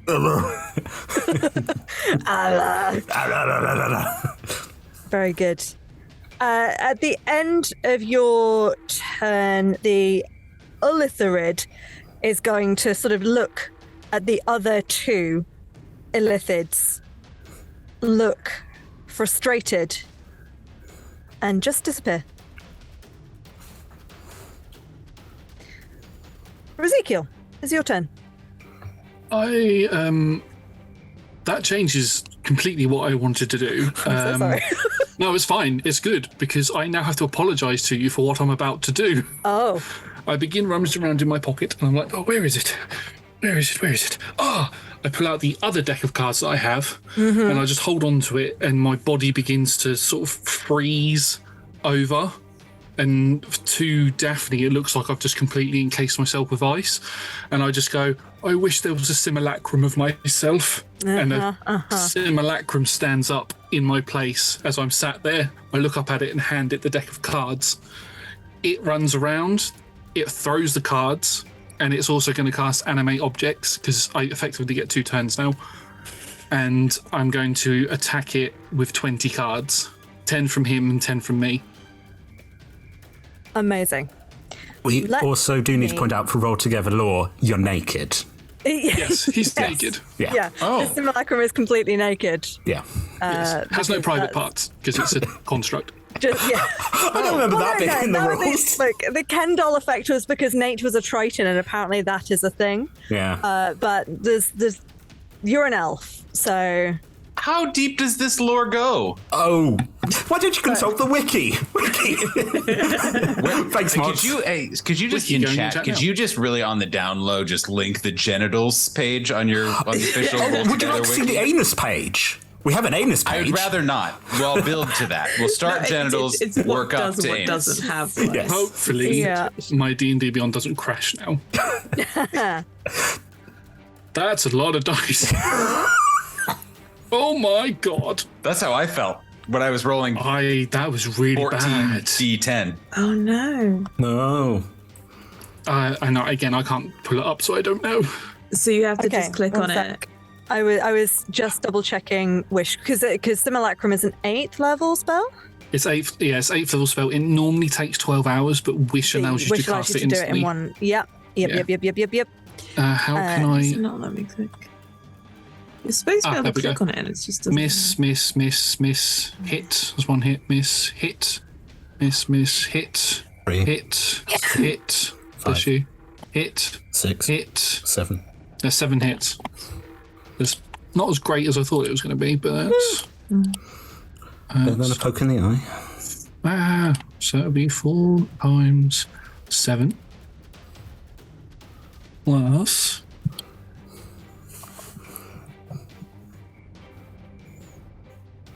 Come on. There you go. This dice getting stuck again. 17 plus 28 is 45 points of slashing damage. Amazing. All these cards start swirling and spinning round Kathinto's head. 45, did you say? Yeah. Incredible. That's yes, action and bonus action to attack with the for cards. both of us, yeah. Yeah, amazing. Are you just what? So what is Saraz 1 doing right now? You're encased in ice. No, the ice was sort of like encased in me, and then it stood up, and I'm there now. And I'm with you. Hid behind the rock. Great. Doing what he does best and hiding behind things. Yes. Nobody's Very ever asked good. him how he defeated that dragon. We have multiple times. Put it in the book. I don't know what you're talking about. Incredible. On your at the end of your turn, the lair action happens again. Kathintai screeches again. All of the... Oh, it's only a 20-foot cube. It's going to aim at Soraz because of all of the card effects that we've just seen happening. A 20-foot cube around you fills with toxic spores. Fortunately for you, the dragon didn't know this, but you are immune to being poisoned or taking poison damage. So you're fine, and none of the lair actions can damage any of you. It is Kathintai's turn. Now then. I think she is frustrated and upset and hurt. Is going to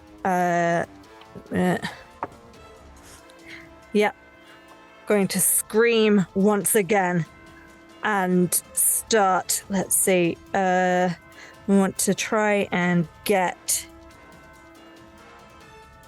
Ezekiel and Gar, and it's just going to shift again her body to try and line up the two of you. Please, Ezekiel and Gar, can you make me a Constitution saving throw? Don't forget, you can add a D4 if you would like to. I think I might. I definitely think no, there's no point. I rolled an actual 1. Oh, God. No. I rolled a 23. I had my turn again. Gar, you are fine. So, Raz, you take this. Well, Gar, you still get covered.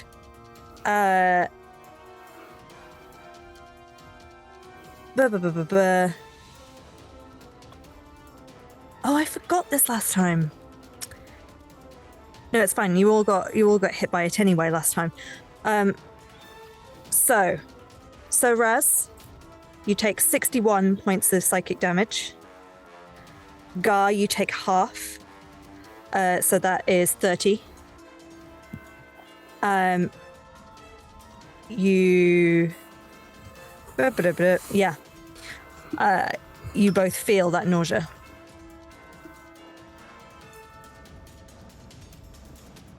Wash over you. I don't feel so good. Is this what it felt like for all of you like last time? Oh. Mm-hmm.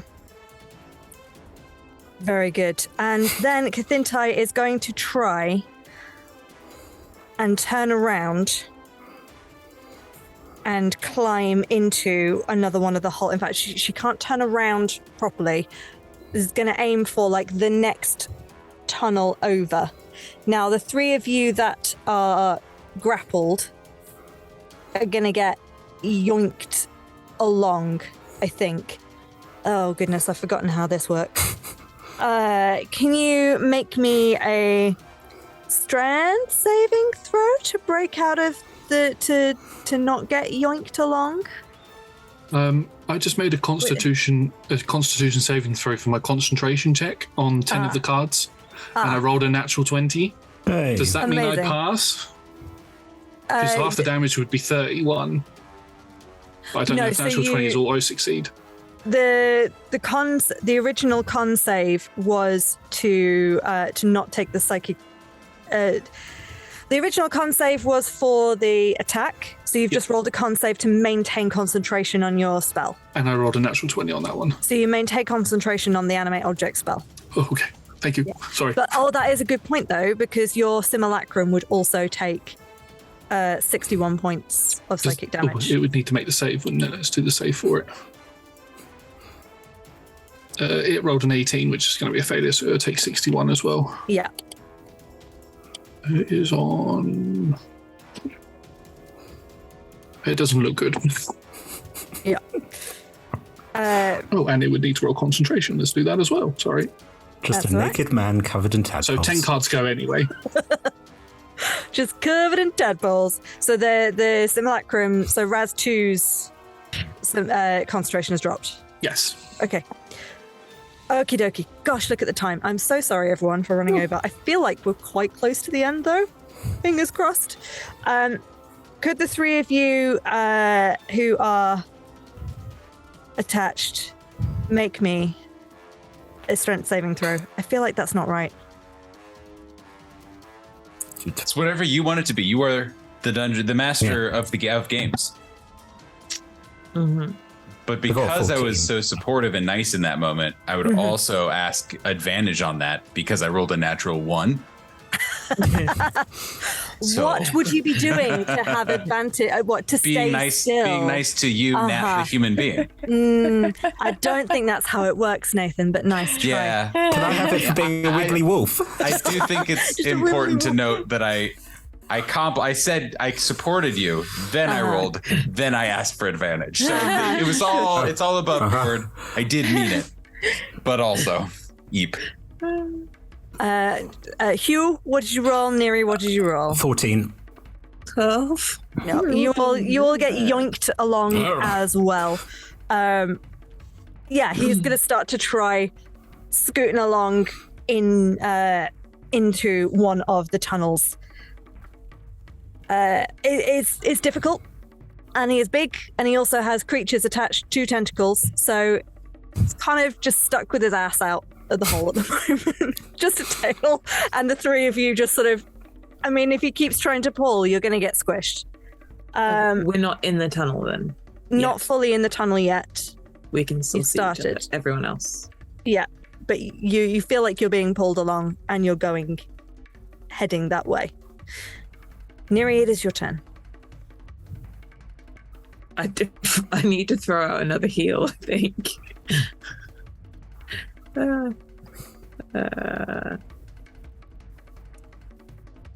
Daphne, 90 health. Hell yeah, okay. Damn.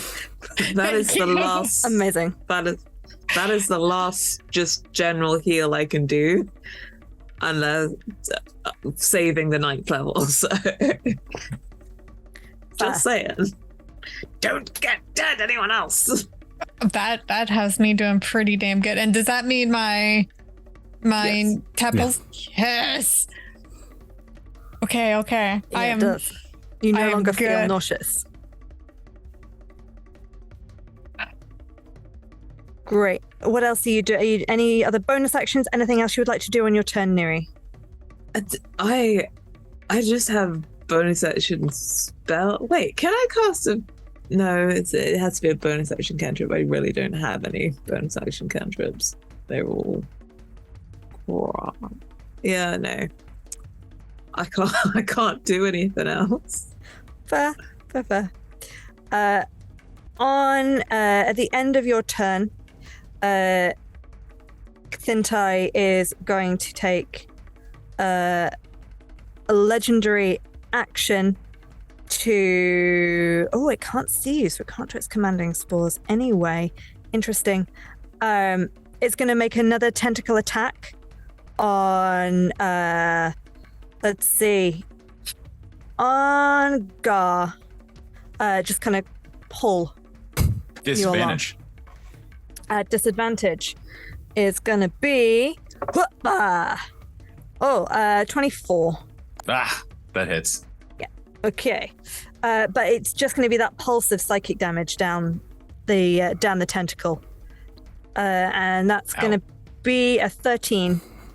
No, 21. Sorry, psychic damage. I forgot the +8. You can leave it off if you want. No. I think you're gonna take it. Yeah, you just feel this pulse kind of go down, sort of a spike into your mind. The two mind flayers that were hanging about, both sort of shake off the glaze that had gone over their eyes, clock how things are going, and also bamf out. They're going to plane shift away. They do not like the cut of this jib. Daphne, you're at full health and you're no longer feeling the tickle in your tummy. Yeah. So as Neri's healing takes effect, you see Daphne reappear and slowly stand up from where she had been like crouching, holding herself, And she's going to point her finger at the dragon's back. You're not going to get away this time, you bitch. And I'm going to cast Finger of Death. Please do. So that is a con save.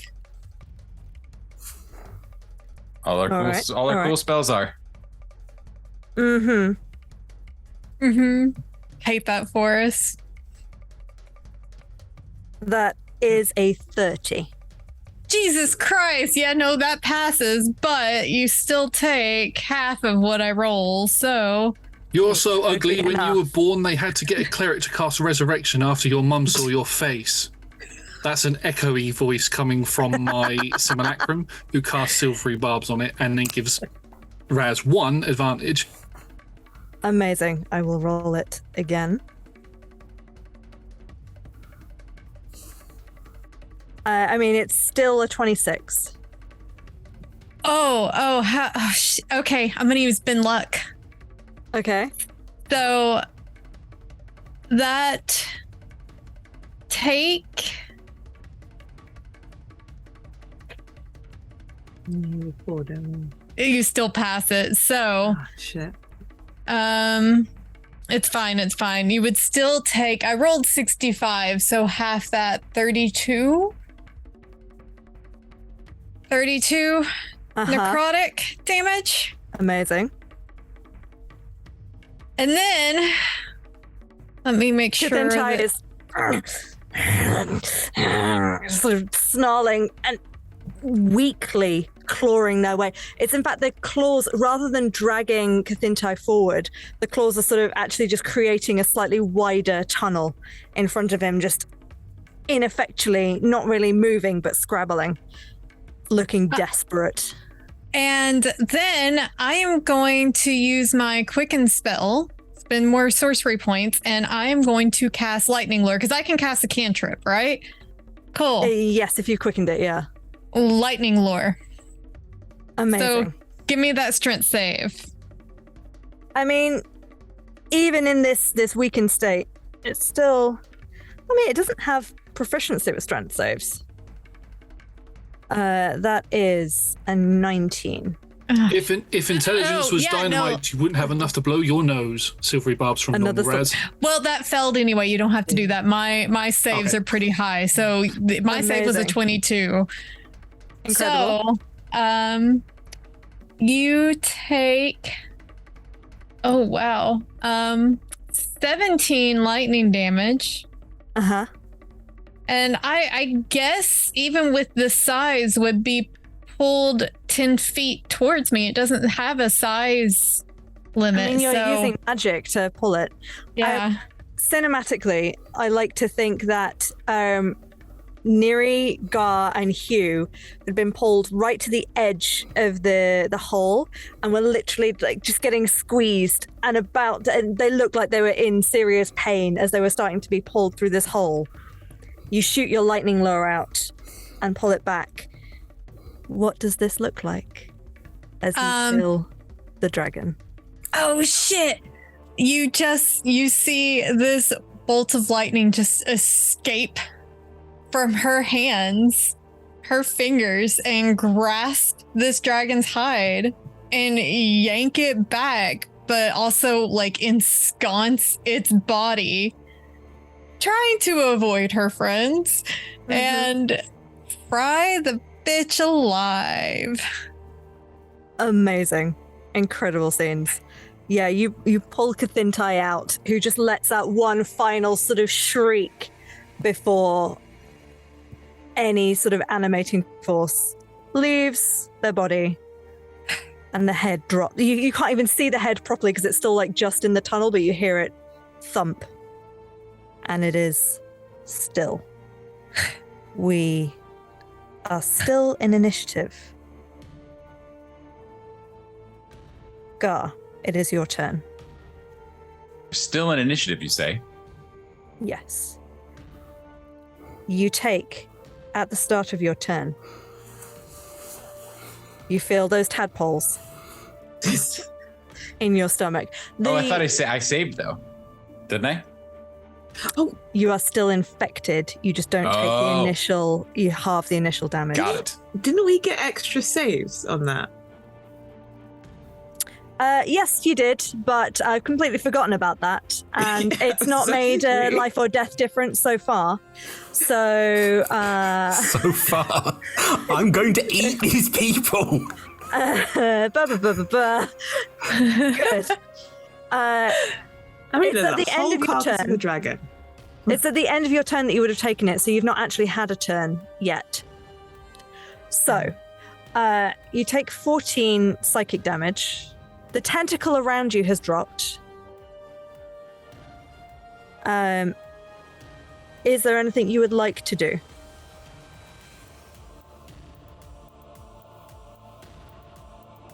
And then you can make another save. Scrolling. I have so many things as a monk that are like, you are immune to disease and poison. But I think it is just like passive and like and normal disease and stuff. So I was just making sure that there wasn't anything weird where it's like, and then you spend X number of key points and you can do blah blah blah. Mm-hmm. I know some can. I don't think I can. I am more about punching. So I think I'm just going, okay, I have a dumb idea, but it's a fun idea. And it's an in-character idea, and isn't that ultimately what we're here for? Gar feels the like tadpoles or whatever just kind of like swirling around, and he is just very nonchalantly going to punch himself in the stomach to get himself to throw up. I was like, yeah. I mean, sure, you do. And can I get advantage for it? And I will take the damage. Okay. Can I punch myself to get advantage on the Constitution saving throw? Sure. Great. I'll take the damage. I'll take the damage first. I think I probably haven't surprised myself. Mm-hmm. I hit. Great. I take 13 points of damage. Great. And then Constitution saving throw? It is, yes, please. 21. Oh, not enough. What? It's a 22. It's a 22. Fuck, it's all right. I can punch myself several more times. It's fine. I just need another turn. Hugh, I realised that, as Lola said, you should have been able to make some save. Can you please make me 2 Cons. Con saving throws? I think it's 2. And Raz, you... Oh no, This you would were be my caught on first the turn. last one, so this would be your first time anyway. So Hugh, you get the benefit of having 2 to start with. 7 and...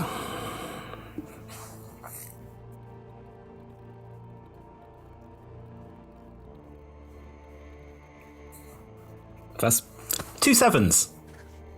Oh, hun. Oh, woo! Okay. Oh, woo is back. Yeah. Okay. Good. I've just thrown my pencil on the floor again. Good. So at the You're that start of your turn. excited. Oh, woo! That's 12 psychic damage. What would you like to do on your turn? So You are under half health. yes, I am. Weirdly, so I take the damage, and because I'm a lycanthrope, like a little bit of that damage disappears again. I gain 3 hit points. I need to make a wisdom check to see if I can overcome my wolfiness. Yeah. You know, before when I said there might be issues with you being in a silver-lined room, Yeah. can you make that wisdom saving throw with a disadvantage, please? Sure. Is that cancelled out? Is that flat? So that's that's true because all wisdom disadvantage. saves should be at advantage, so you are flat. How dare you, madam? I mean, I got an 18 and a 9, and I needed to beat 8. 8. Oh, look who's been looking at my character sheet. Well, anyway. You're fine. I'm back. You're fine. Great, good. You managed to retain control. Are you doing anything else on your turn? Can I... what can I actually do? Quick, punch Gar in the stomach. I mean, any invitation, old. But my hands are still covered in fire. Good, even better. I'm going to speed this process up because none of you are going to die from this on this turn. You punch Gar in the stomach, sure, great. You can make another wisdom saving throw. It doesn't matter whether you do or not because you've still not got close to 3. We would go through Ezekiel's turn. He'd take, again, about 15 damage from this. I've still got 100 hit points. I'm good, but I have a plan that I'd like to do. Sure. Myself and my Raz 2, we move closer towards everybody else, and as we're moving towards everybody, we both sort of pat each other on the back and go, "You did a good job. No, you did a good job. That card trick was amazing. That joke was funny. Haha." We both give each other bardic inspiration using our bonus actions. Now, I have magical inspiration, which means I can add my bardic inspiration dice to spells, which includes healing. So I am going to cast, both myself and Raz 2 are going to cast, if I can find it. Sorry. Makes me so happy just hearing the order of operations. Mass Cure Wounds at 8th level. Both of us are going to do that. So that is 68 plus 2 plus 1d12 for my Was that inspiration. on your spell list before? Yeah. You just didn't use it? I've not used it at all. I mean, he hasn't cast all that many things. No. Because he didn't cast anything last time we played, so. He was making a new friend. Yeah. Yeah. So that's... And also 20 more new friends. Yeah. That's 41 points of healing to everybody from Raz 1. Oh, come on. That is only just enough. And then Raz 2 is going to do it as well, and that's not very good. It's 32 from Raz 2. Well, it's a good job Raz 1 was there. Yes, so 73 points of healing in total to everybody. Hugh, Gar, and Ezekiel, you suddenly feel so much better. There's a pause. Gar punches himself in the stomach one more time just to be sure. Just to be sure. I kick him in the nuts. Just like, come on, oh man, vomit, get it out. I go up one side of his face, and Raz 2 goes up the other side, and we both just really flick him really hard in the ears. We're attacking him, aren't we? Is there a reason for this? I think so, to make him vomit. Anyway, Nat, you were saying the camera fades back as we watch this scene unfolding. This lovely heartwarming scene of team solidarity and working together. You did it. You actually killed it this time. Hey! It only took us like an extra 40 minutes longer than we were supposed to be running, but it's fine. It's all good. Well done. What do you think that your team will do in this moment? Will take from the? Are you just gonna? Are you gonna claim the cave system? Or are you gonna just get Hugh out of there as quick as possible? Are you gonna try and gather all of the resources? Are you gonna chase after the mind flayers? We're not doing that combat, but what do you think your next steps would be? I think loot as much as we can, take whatever we can from the dragon. Just before we leave, though, I will turn and just raise my sword a little bit. If anybody else wants to do anything, this will be the last thing that we do. And I'll just raise the sword a little bit and say disintegrate, and disintegrate his body. But that will be the very last thing. So if anybody else has anything, then yeah. No, we would take some amount, being seasoned adventurers, take some not trophy, but some proof that look, we killed the thing. I take a bite out of it and go, told you I'd eat you. Horrible. Right, get out of here. I am literally going blind. This is horrible. Do you still have enough spell slots to teleport people out? Oh, no. Oh, no. I said I was going to read its entrails, so I'm cutting it open before you disintegrate. Yep. I'm just eating the rest of the meat. As we leave the cabin, that's when I cast the spell, so take whatever you want. As you leave the cavern, you have to swim back through the pool for a couple of minutes. So Raz, obviously still very weak, so having to be dragged along. I don't know, Daphne, if you wild shape again into your shark or whether you just pull him along. You surface the other side of the pool just to see the crowd of zombolithids staring down at you. And that's why we're going to leave it. Hi! We're your dads now!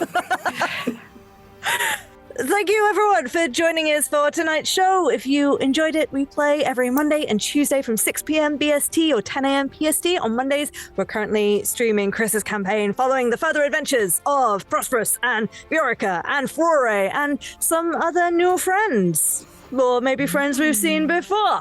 And on Tuesdays, starting next week, we have Sean's new campaign, Seeds of Defiance, continuing the stories of some of the characters from A Viscous Cycle. So lots of familiar faces, which is exciting. You can also join us on Fridays, again from 6 p.m. BST or 10 a.m. PST, for Talking as a Free Action, where entities known as the Question Masters kidnap a character from one of our streams and set them through a gauntlet of challenge rooms and questions. All of our shows are streamed at twitch.tv/RollTogetherRPG. You can find all of our content archived at youtube.com/RollTogetherRPG. And there's podcast versions of all of our shows. If you look for Roll Together RPG, you will find them. A huge thank you to our D20 Club on Patreon. You're all awesome. There'll be a link in chat now. Join them. Be as awesome as they are. Every penny that they give to us helps us make all of this content. So thank you very, very much. Find us on the socials at, you guessed it, Roll Together RPG. A big thanks to all of our sponsors and supporters and these wonderful players for putting up with my nonsense once again. You're all amazing. Awoo. Thank you for watching. See you soon. Bye.